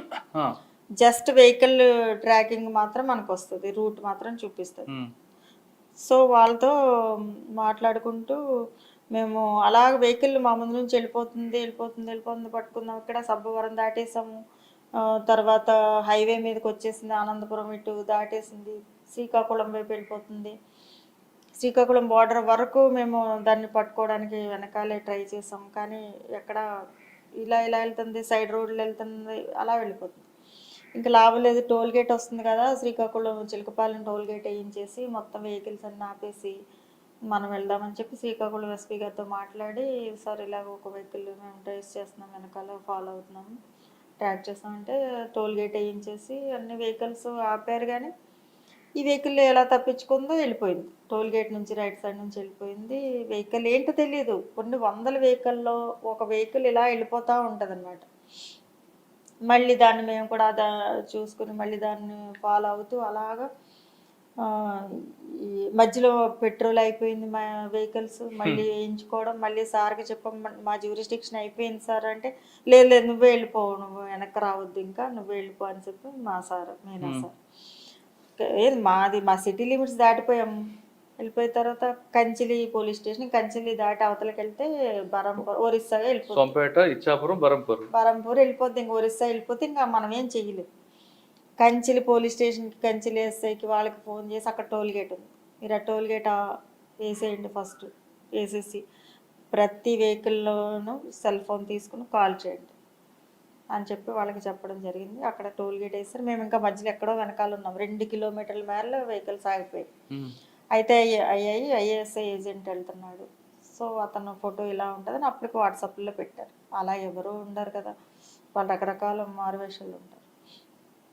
అప్పుడు అతను ప్రతి వెహికల్ అక్కడ ఎస్ఐ టీము కాల్ చేస్తూ ఉంటే ఒక టొమాటో లారీలో డ్రైవర్ ఫోన్ తీసుకుని చేస్తుంటే అది ట్రేస్, మేము ఏదైతే ట్రాక్ చేస్తామో అది. లారీ పక్కకు పెట్టు అంటే వాడు వెనకాల ఇంకో లారీ ఉంది, 2 లారీల్లో వస్తున్నారు, 2 ముస్లిమ్స్ బెంగళూరు నుంచి టమాటోస్ తీసుకొస్తున్నారు. లారీ డ్రైవరు, క్లీనరు, నలుగురు. వాళ్ళ నలుగురిని పక్కకు తీసుకెళ్ళి కంచిలి పోలీస్ స్టేషన్ తీసుకెళ్తే పైన ఎంత టమాటాలు, కింద ఏమో వెపన్స్ ఉన్నాయా లేకపోతే బాంబులు ఉన్నాయా ఏమున్నాయో మాకు తెలియదు, లేదా వాళ్ళ చేతుల్లో వెపన్స్ ఉన్నాయా లేకపోతే బాంబులు ఉన్నాయి. ఐఎస్ఐ ఏజెంట్లు అన్నారు. మేము మాత్రం వెళ్ళిపోయాం ఉన్న పడంగా.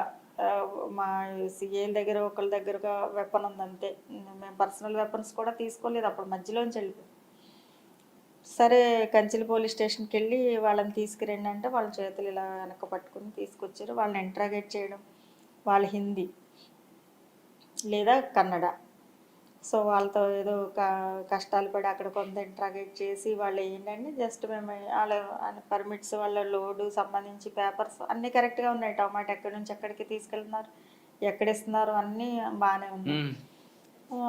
ఆఫీసర్స్కి ఫోన్ చేస్తే లేదు వాళ్ళని తీసుకుని సిటీకి తీసుకొచ్చానంటే ఆ 2 లారీలని వెనక పెట్టుకుని మేము అక్కడ నుంచి ఆ రోజంతా అక్కడే ఉండిపోయాం. నైట్ అవి తీసుకుని సిటీకి వచ్చేసరికి తెల్లవారుజాము మెల్లగా వస్తున్నాయి, లోడెడ్ కదా, తీసుకొచ్చి పిఎం పాలెం పోలీస్ స్టేషన్ దగ్గర టమాటా లారీలు పెట్టి టమాటాలు ముందు అక్కడ చెక్ చేయండి కింద ఏమైనా ఉన్నాయంటే ఏమీ లేవు, టమాటాలన్నీ చూసారు ఏమీ లేవు. వాళ్ళని ఇంట్రాగేట్ చేయి, నువ్వే తీసుకొచ్చావు కదా, నువ్వే ఇంట్రాగేట్ చేయి, వాళ్ళు ఎక్కడి నుంచి వచ్చారు, ఏం తెస్తున్నారు, ఇది మనకి ఇన్ఫర్మేషన్, వీళ్ళు ఐఎస్ఐ ఏజెంట్లు అంతే.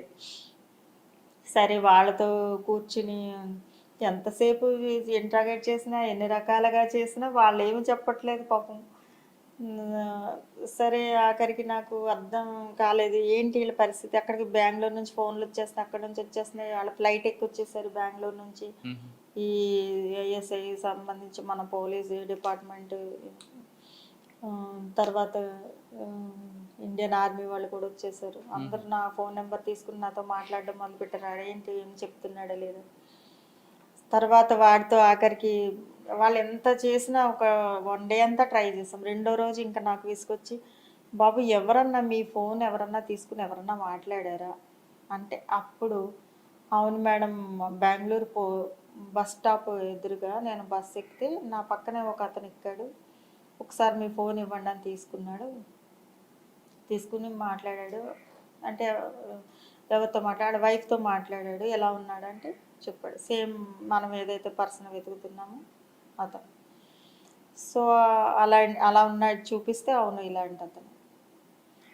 అప్పుడు ఎన్నిసార్లు తీసుకున్నాడు. మళ్ళీ రెండోసారి కూడా తీసుకుని మాట్లాడి, ఏం మాట్లాడండి, నేను ఇలా ఇక్కడ ఉన్నాను, నువ్వు కంగారు పడకు, నేను వస్తున్నాను అని రెండు మాటలు మాట్లాడాడు. సో అది అతను వైఫ్ని మనం ఇంటర్సెప్షన్ అది ట్రాకింగ్లో ఏజెంట్ వైఫ్ నెంబర్ని పెట్టారు. ఎందుకంటే ఎప్పుడైనా హస్బెండ్ చేస్తాడు కదా. అతను విన్నప్పుడు ఇతను ఈ నెంబర్ నుంచి మాట్లాడడం విన్నారు కదా, విన్నప్పుడు ఈ నెంబర్ ఫోన్ ట్యాపింగ్. సో ఈ నెంబర్ ఇతను తీసుకున్నాడు, హస్బెండ్ కొత్త నెంబర్ తీసుకున్నాడు, ఏఎస్ ఏజెంట్. ఈ నెంబర్ తీసుకుని ప్రయాణిస్తున్నాడు అనుకున్నారు. జనరల్గా అదే అనుకుంటారు కదా, వాళ్ళు ఇంకా తెలివైన లేదు. వాళ్ళేమో పబ్లిక్ ఫోన్లు వాడుకుంటారు, వాళ్ళే డైరెక్ట్గా నంబర్లు తీసుకుని వాడుకోరు అని మనకి తెలుసు. అయినా కానీ ఛాన్స్ ఎందుకు వదిలేయాలి, ఒకవేళ ఇతను కూడా అయ్యి ఉండొచ్చు కదా. సో అది జరిగిన విషయం. సో ఈ ఫోన్ నెంబర్ ఇతనే ఉంది కాబట్టి ఇతనే ఐఎస్ఐ ఏజెంట్ ఇలా మూవ్ అవుతున్నాడని ఇన్ఫర్మేషన్ అందరికీ బెంగళూరు నుంచి వాళ్ళని ట్రేస్ చేసుకుంటూ వస్తున్నారు. ఎవరో పట్టుకోలేకపోయారు. బెంగళూరు నుంచి మళ్ళీ ఏపీ పోలీసులకు ఇచ్చారు, విజయవాడ నుంచి మళ్ళీ దాదాపు 500 కిలోమీటర్లు ట్రాక్ చేయలేకపోయారు. ఏ వెహికల్ ఉంటాడో తెలీదు, ఎలా ఉంటాడో తెలీదు. ఫోన్ నెంబర్ ట్రాక్ చేసుకుంటూ వస్తున్నారు. ఆ ఫోన్ నెంబర్ని పట్టుకుని అన్ని టోల్ గేట్ ఆపి అన్ని అందరినీ కాల్ చేయాలని ఐడియా ఈ మధ్యలో ఎవరికీ రాలేదు. సో ఇంకా మాకు బోర్డర్ అంటే పట్టుకోగలము అనుకున్నాను. ఎందుకంటే 1 కిలోమీటర్ ముందు మాకు కనబడతా ఉంది. సో తర్వాత అప్పుడు ఇలా జరిగిందని నేను చెప్పడం జరిగితే వెంటనే ఇమీడియట్గా అక్కడ పోలీసు బస్ స్టాప్ దగ్గర సీసీ కెమెరాలు ఏమన్నా ఉన్నాయేమో అన్నీ చూసి వాళ్ళు ఆ క్యాండిడేట్ అక్కడ మూవ్ అయినట్టుగా అలా రికార్డులో వాళ్ళు గమనించినట్టున్నారు. ఆ తర్వాత ఓకే అని చెప్పి వీళ్ళని తీసుకుని వాళ్ళు తీసుకెళ్ళిపోయారు. బెంగళూరు నుంచి వాళ్ళ పోలీస్ టీం వచ్చేసి వీళ్ళని తీసుకుని వెళ్ళిపోయారు. దాంతో మేము వాళ్ళని హ్యాండ్ ఓవర్ చేసి మేము ఊపిరి తీసుకున్నాం. అది వాళ్ళకి అన్యాయం కదా మేడం, వాళ్ళు బై మిస్టేక్ ఫోన్ ఇచ్చినందుకు వాళ్ళు అన్యాయం అంటే జస్ట్ వాళ్ళని తీసుకెళ్ళి ఏం జరిగిందని ఎవిడెన్స్ కోసం తీసుకుంటారు తప్ప వాళ్ళేమి లోడ్ అంతా వేస్ట్ అవుతుంది కదా. లేదు, ఇవన్నీ పంపించేసారు, మళ్ళీ వెనక్కి పంపించేసారు. లోడ్ ఏం వేస్ట్ అవుతుంది. అది బాగా మంచి ఎక్స్పీరియన్స్ కేసులు ఉన్నాయి. ఓకే, అక్కడ నుంచి ఇక్కడ ప్రమోషన్ మీద వచ్చారా? అక్కడ నుంచి ఇక్కడికి ప్రమోషన్ మీద విజిలెన్స్ ఇన్ఛార్జ్ ఏఎస్పీగా వచ్చాను. తర్వాత ఇక్కడ ప్రమోషన్ వచ్చి ASP vigilance. But vigilance enforcement అంటే చాలా మందికి ఇది ఒక పనిష్మెంట్ డిపార్ట్మెంట్ అనుకుంటారు. అంటే మీరు కాదు, మ్యాక్సిమం అనుకుంటారు ఇక్కడ పని ఉండదు, అంత పేపర్ వర్క్ ఎక్కువ ఉంటుంది, పిటిషన్లు ఎక్కువ వస్తాయి, ఎంక్వైరీ చేయాలి, డాక్యుమెంట్స్ ఎక్కువ ఉంటాయి. ఇంత డాక్యుమెంట్ చేసి మీరు రిపోర్ట్ పంపిన తర్వాత అంటే ఆ ఏవో మీద యాక్షన్ ఉంటుందా ఉండదు అనేది తక్కువ ఉంటుంది. కాబట్టి ఎందుకు చేయాలి అనేది ఒక భావన ఉంది. అటువంటి భావన ఉన్న వాళ్ళకి మీరు ఇచ్చే మెసేజ్ ఏంటండి? అసలు విజిలెన్స్ అనేది డిపార్ట్మెంట్ చాలా రెప్యూటెడ్. అందరూ చాలామంది ఆప్షన్ పెట్టుకుని వస్తారు. అందరికీ విజిలెన్స్లో ఇవ్వరు. వాళ్ళది మొత్తం వాళ్ళ ఏమన్నా రికార్డ్ అంతా చూసిన తర్వాతే వాళ్ళకి డిప్యుటేషన్ మీద ఛాన్స్ ఇస్తారు. ఏసీబీ కానీ విజిలెన్స్ కానీ అంత కావాలనుకున్న వాళ్ళు ఎవరికి విజిలెన్స్ ఇవ్వరు first and foremost. So vigilance అనేది చాలా పవర్ఫుల్ డిపార్ట్మెంట్. లోకల్ పోలీస్ కన్నా కూడా పవర్ఫుల్. వాళ్ళకన్నా ఇంకా సివిల్ మ్యాటర్స్ చేయడానికి లేదు, ప్రైవేట్ మ్యాటర్స్ డీల్ చేయడానికి లేదు. బిజినెస్ పీపుల్ విజిలెన్స్ అలా కాదు. గవర్నమెంట్ ఎంప్లాయీస్ మీద ఎంక్వైరీ చేయొచ్చు, ప్రైవేట్ పర్సన్స్ మీద చేస్తాము, బిజినెస్ పీపుల్ మీద చేస్తాము, అన్నింటి మీద చేస్తాం, సివిల్ మ్యాటర్స్లో చేస్తాము. సో విజిలెన్స్ చాలా పవర్ఫుల్, సివిల్ కన్నా కూడా చాలా పవర్ఫుల్. యూనిఫామ్ లేనందువల్ల అది కాదని మీరు అనుకుంటున్నారేమో. దాని వాల్యూ మా డిపార్ట్మెంట్లో వాళ్ళందరికీ తెలుసు. దీనికి రావడానికి చాలా కాంపిటీషన్ కూడా ఉంది. ఇక్కడికి వచ్చిన తర్వాత అంటే నేను మీరు మీలాంటి వాళ్ళకి ఓకే, కానీ బయట అది పెద్ద డాక్యుమెంట్ వర్క్, దాని ప్రతి దానికి వెళ్ళాలి.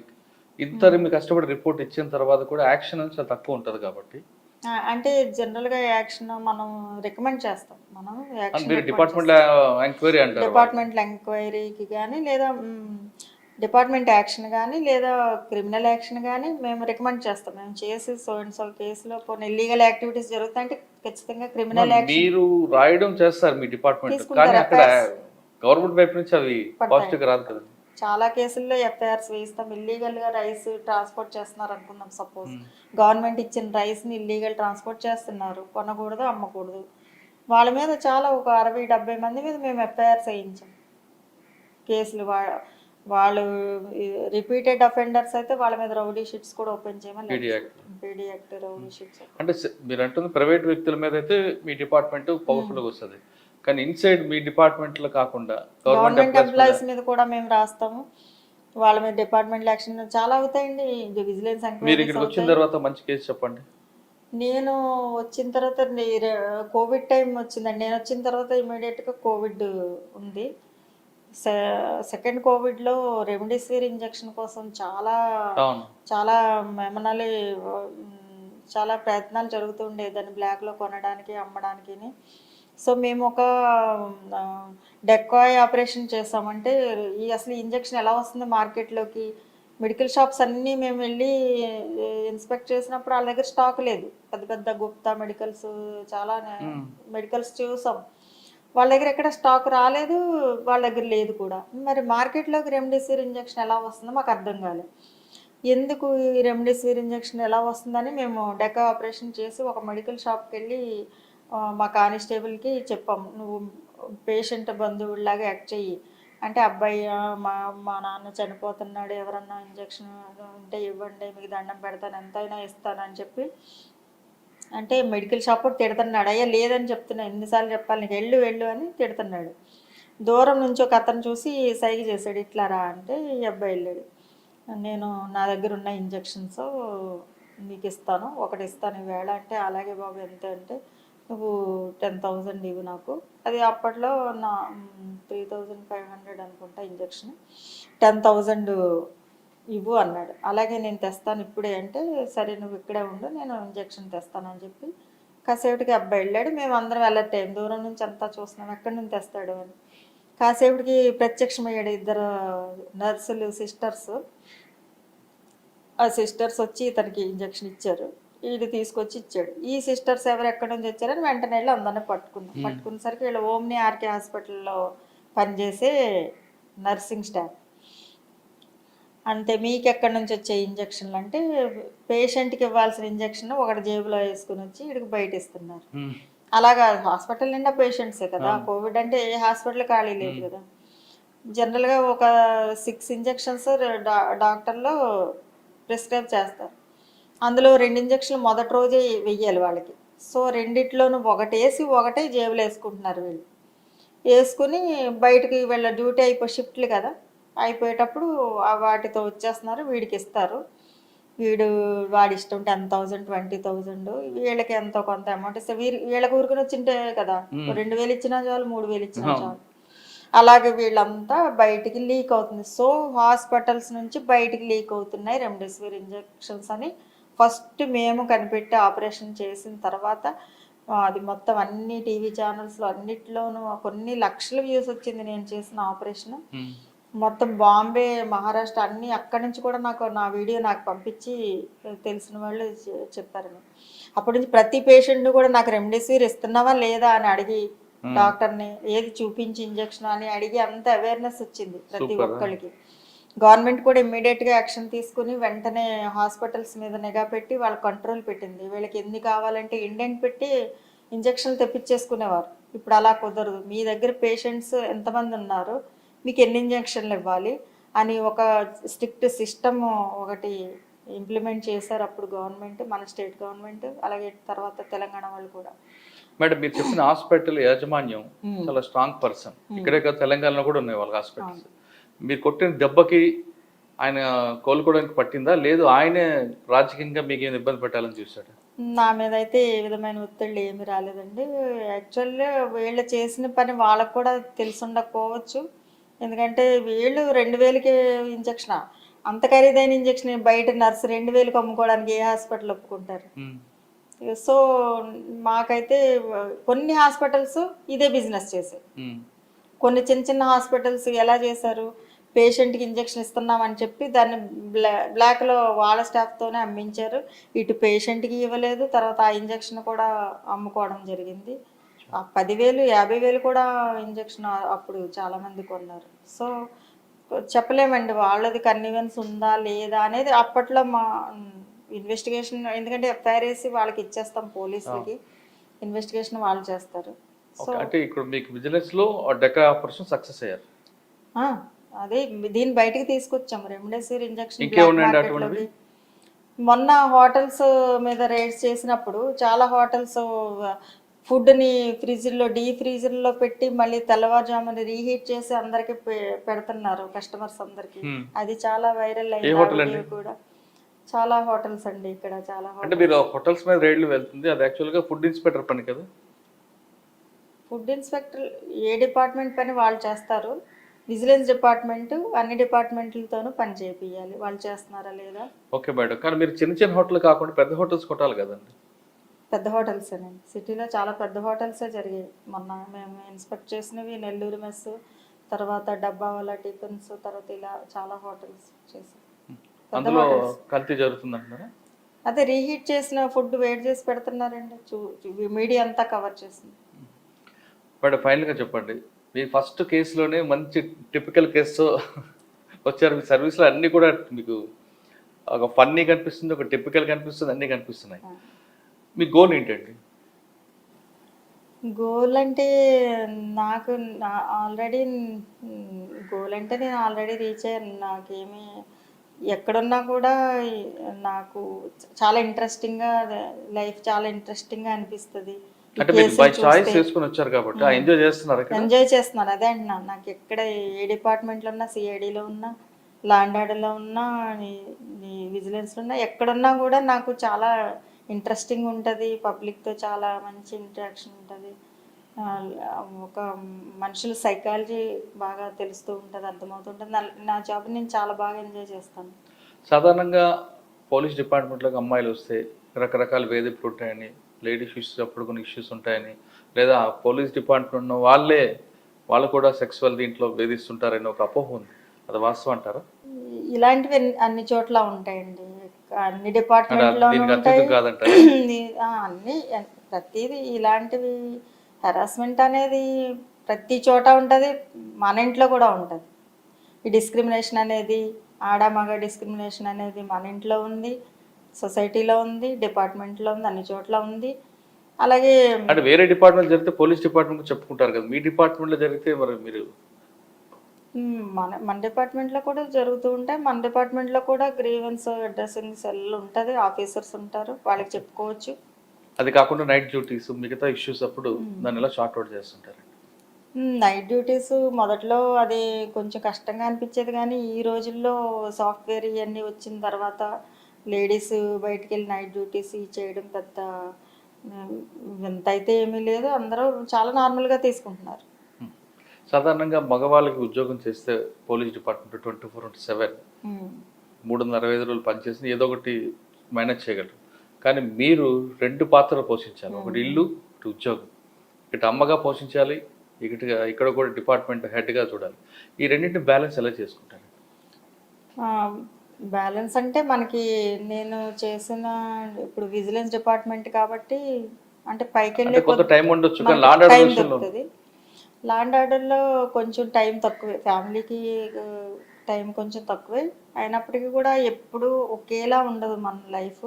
రోజు అదే అంటే ఒక వారంలో ఒక 2-3 రోజులు చాలా కష్టంగా ఉంటుంది, స్ట్రెస్ఫుల్గా ఉంటుంది, ఒక 2-3 రోజులు రిలాక్సింగ్గా కూడా ఉంటుంది. సో ఎప్పుడు ఒకేలా అంటే ఎంత ఉన్నా పిల్లలకి పుట్టినరోజు అప్పుడు, లేదు పేరెంట్ టీచర్స్ మీటింగ్ అప్పుడు, పండగ అప్పుడు అమ్మ ఉండాలి అనేది ఉంటుంది. ఇంటికి వచ్చిన భర్త కూడా భార్య చేత తినాలని ఆయన అనుకుంటారు, అత్తగారు కూడా కోడలతో పనిచేయడం అనుకుంటారు. ఇది ప్రధానంగా ఉంటుంది. కానీ పక్కనే మీకు ఉద్యోగం, ఇది కూడా దీనికి ఇంపార్టెంట్ అనిపిస్తుంది. ఈ రెండు బ్యాలెన్స్ చేయడం అనేది ఎప్పుడైనా మీకు ఇబ్బంది అనిపించింది? అప్పుడప్పుడు వాళ్ళ కోరికలు కూడా తీర్చుతూ ఉంటాము, అన్నిసార్లు కాకపోయినా. చెప్పాను కదా, మూవీకి వెళ్దామని రెడీ అవుతుంటే ఇలా కాల్ వచ్చింది. సో అలా ఒక 10 సార్లు ఒకసారి వాళ్ళవి కూడా జరుగుతూ ఉంటే అస్సలు జరగవని అయితే ఏం కాదు. ఇంట్లో వంటలు చేసి పెడుతూ ఉంటాము, అత్తగారుల కోరిక తీర్చుతాము. పిల్లలతో షాపింగ్ సినిమా వెళ్ళాలంటే వెళ్తాము. సో మరీ 100% మేము అందులో లాక్ అయిపోయాము, ఒక జైల్లో ఉన్నామని అయితే లేదు. వేరే వాళ్ళతో కంపేర్ చేసుకుంటే కొంచెం తక్కువ, అంతేగాని మరీ అంటే టైం మేనేజ్మెంట్ తెలియాలంటారు. టైం మేనేజ్మెంట్ తెలియాలి. కొంత ఫ్యామిలీ అర్థం చేసుకుంటారు. మా తన జాబ్ ఇలాంటిది కాబట్టి తనకి వీలవ్వదని అందరూ రిలేటివ్స్ ఏంటి, పిల్లలేంటి, హస్బెండ్ ఏంటి, అందరూ కూడా మనల్ని అర్థం చేసుకుంటారు. అర్థం చేసుకునే వాళ్ళు అయితే ఎవరు ఉండరు. మీ వారు ఏం చేస్తుంటారండి? మా వారు ప్రైవేట్ జాబ్. ఎక్కడండి? హైదరాబాద్. పిల్లలు ఏం చదువుతున్నారు? పిల్లలు ఇప్పుడు ఇద్దరు గ్రాడ్యుయేషన్ అయిపోయింది. పాప బీటెక్ అయిపోయింది, చిన్న పాప. పెద్ద పాప ఏమో బీడిఎస్ అయిపోయింది. ఆయన అక్కడ, మీరు ఇక్కడ, మరి ఇబ్బంది లేదా? ఇబ్బంది అంటే నేను ఇక్కడ ఏపీ ఆప్షన్ ఇచ్చుకున్న తర్వాతే కాబట్టి జస్ట్ ఒక 2018 నుంచే, అంతవరకు అందరం కలిసే ఉన్నాము. ఇప్పుడు పిల్లలు కూడా గ్రాడ్యుయేషన్ అయింది, నాతోనే ఉంటున్నారు. మా హస్బెండ్ కూడా ఒక 2 yearsలో జాయిన్ అయిపోతారు. ఇక్కడ మాతోనే అందరం ఇక్కడే ఉంటాం. వైజాగ్ షిఫ్ట్ అయిపోతున్నారు. ఓకే, ఫైనల్గా చెప్పండి మేడం, పోలీస్ డిపార్ట్మెంట్లోకి వచ్చే అమ్మాయిలకి మీరు ఇచ్చే మెసేజ్ ఏంటంటే? చాలా మనకి లైఫ్లో ఏమనాలి, మనం చూడనివి ఎన్నో మనం ఈ డిపార్ట్మెంట్లో చూసే అవకాశం దొరుకుతుంది. మనం చేయలేనివెన్నో చేయగలిగే అవకాశం ఉంటుంది. అంటే అంత ధైర్యము, అంత హుందాతనము, అధికారం మనకి పోలీస్ డిపార్ట్మెంట్ ఇస్తుంది. ఇందులో లేకపోతే మగవాళ్ళతో మాట్లాడడం, లేకపోతే బయటికి వెళ్ళి ఉద్యోగాలు చేయడం అంతా షైగా ఫీల్ అయ్యి తలంచుకుని వెళ్ళి తలంచుకుని వచ్చేసి అలా ఉంటారు. కానీ ఈ డిపార్ట్మెంట్లో ఉన్నప్పుడు మనల్ని చూసి ఎదుటోళ్ళు తలంచుకునేలాగా మనం చాలా కాన్ఫిడెన్స్ ఇస్తుంది ఈ జాబ్. మీకు ఒక ఏమనాలి, అంతా మనకి కోరుకున్నట్టుగా మనకి ఎంతో సాటిస్ఫాక్షన్ ఉంటుంది ఈ జాబ్లో. అంటే మీరు చెప్పినట్టుగా టైము ఫ్యామిలీకి ఫుల్గా కేటాయించలేము అనుకుంటాం, కానీ అది కూడా ఉంది మనకి. అంతా లా అండ్ ఆర్డర్లోనే ఉండము కదా, మన లైఫ్ అంతా రకరకాల డిపార్ట్మెంట్, సిఐడిలో ఉంటాము, ఏసీబీలో ఉంటాము, ఇలా విజిలెన్స్లో ఉంటాము. సో చాలా డిపార్ట్మెంట్స్ మారుతూ ఉంటాం. మిగతావన్నీ కూడా మామూలు ఆఫీస్ టైమింగ్స్ లాగే మార్నింగ్ 10 to 5 అలాగే ఉంటాయి. కాబట్టి లైఫ్ అంతా మనం 24 గంటలు యూనిఫామ్ వేసుకుని ఇలాగే చేస్తామని ఏమీ భయపడాల్సిన అవసరం లేదు. అంతగా కావాలి, మాకు ఫ్రీ టైం కావాలి, ఫ్యామిలీతో గడపాలి అనుకుంటే మనం వేరే లూప్ లైన్ సెలెక్ట్ చేసుకుని అటు వెళ్ళిపోవచ్చు. ఒక సిఐడి సెలెక్ట్ చేసుకుని మీరు వెళ్ళిపోవచ్చు, లేదా ఇంకొకటి ఏసీబీ, లేదా ఏదైనా చాలా ఉన్నాయి, ఒక 15-20 డిపార్ట్మెంట్స్ ఉన్నాయి, ఇందులో వెళ్ళిపోవచ్చు. సో లేదా మళ్ళీ మనకి యూనిఫామ్ వేసుకోవాలి, నేను లా అండ్ ఆర్డర్లో చేయాలనుకుంటే మళ్ళీ మనం వచ్చి లా అండ్ ఆర్డర్లో చేయొచ్చు. కాబట్టి భయపడాల్సింది అయితే ఏమీ లేదు. మన ఫ్యామిలీకి దూరం అయిపోతామని కానీ, లేక చాలా కష్టం, టఫ్ జాబు అని అనుకోవడం కానీ ఏమీ లేదు. చిన్న చిన్న సమస్యలకి, లేదు కూర్చొని మాట్లాడుకుంటే తెగిపోయే సమస్యలకి ఆత్మహత్య చేసుకున్న మహిళలకు ఇచ్చే మెసేజ్ ఏంటి? అంటే వాళ్ళకి నేపథ్యం, మేమైతే కౌన్సిలింగ్ చేస్తాము వాళ్ళని పిలిచి. మీరు కూడా ఒక్కసారి అలా సూసైడ్ చేసుకోవాలి అని అనుకున్నప్పుడు ఒక క్షణం ఆలోచించండి. మీరు మీ సమస్యకి ఈ రోజుల్లో టెక్నాలజీ చాలా బాగా డెవలప్ అయింది. ఒక యూట్యూబ్ ఓపెన్ చేస్తే మీ ప్రాబ్లం కొడితే లేదు, ఎంతోమంది సలహా ఇవ్వడానికి రెడీగా ఉంటారు. ఎంతోమంది ఇలాంటి ఎగ్జాంపుల్స్లో వాళ్ళు ఎలాగ సర్వైవ్ అయ్యి మళ్ళీ ఎలా సక్సెస్ సాధించారు అని చాలా మోటివేట్ అయ్యే వీడియోస్ చాలా ఉన్నాయి. సో ఒక్క క్షణం ఆలోచించి మీ సమస్య లాంటి సమస్యతో ఎవరన్నా ఇంకా బాధపడుతున్నారా, వాళ్ళు ఏం చేశారు అనేది జస్ట్ మీకు ఒక ఫోన్ తీసుకుని ఒక గూగుల్ సెర్చ్ లేకపోతే యూట్యూబ్లోనే చేయండి. మీకు చెప్పేవాళ్ళు ఎవరు లేరు, లేదా మీ సమస్య ఎవరికి చెప్పుకోలేము అనుకున్నప్పుడు ఖచ్చితంగా మీకు టెక్నాలజీ యూజ్ అవుతుంది. లేదా మీకు తెలిసిన పోలీస్ డిపార్ట్మెంట్, ఇప్పుడు కొందరు అమ్మాయిలు మా దగ్గరికి వచ్చి చెప్పారు అని చెప్పాం కదండి, అలాగే మాతో కూడా పోలీసులతో షేర్ చేసుకోవచ్చు. మీకున్న సూసైడ్ దేనికి పరిష్కారం కాదు కాబట్టి మీకు పరిష్కారం తప్పకుండా మేము ఆప్షన్స్ చూపించగలము పోలీసులు, లేదా మీ టెక్నాలజీని వాడుకోండి. పోలీస్ డిపార్ట్మెంట్ రండి అంటున్నారు స్వరూపారాణి గారు. మగవాడి ధీటుగా తలెత్తుకొని పనిచేయాలంటే ఖచ్చితంగా police department the best platform అని చెప్తున్నారు. ఖచ్చితంగా మీరందరూ డిపార్ట్మెంట్ రండి, ఇక్కడ మంచి సదుపాయాలు ఉన్నాయి. కేవలం 24 గంటలు పనిచేయాలి, కుటుంబాలకు దూరంగా ఉంటా అని భావన వద్దు. మహిళలకి వేరేగా ఈ కష్టాలు ఉంటాయని కూడా అస్సలు ఆలోచించొద్దు అంటున్నారు స్వరూపరాణి గారు. ఖచ్చితంగా మీరందరూ పోలీస్ డిపార్ట్మెంట్ రండి, మహిళల బలం చూపిద్దాం అంటున్నారు స్వరూపరాణి గారు. ఇది వారం స్వరూపరాణి గారు సెక్సులు చిట్టరి. వచ్చే వారం మరో గెస్ట్తో బలి కలుద్దాం. నమస్తే.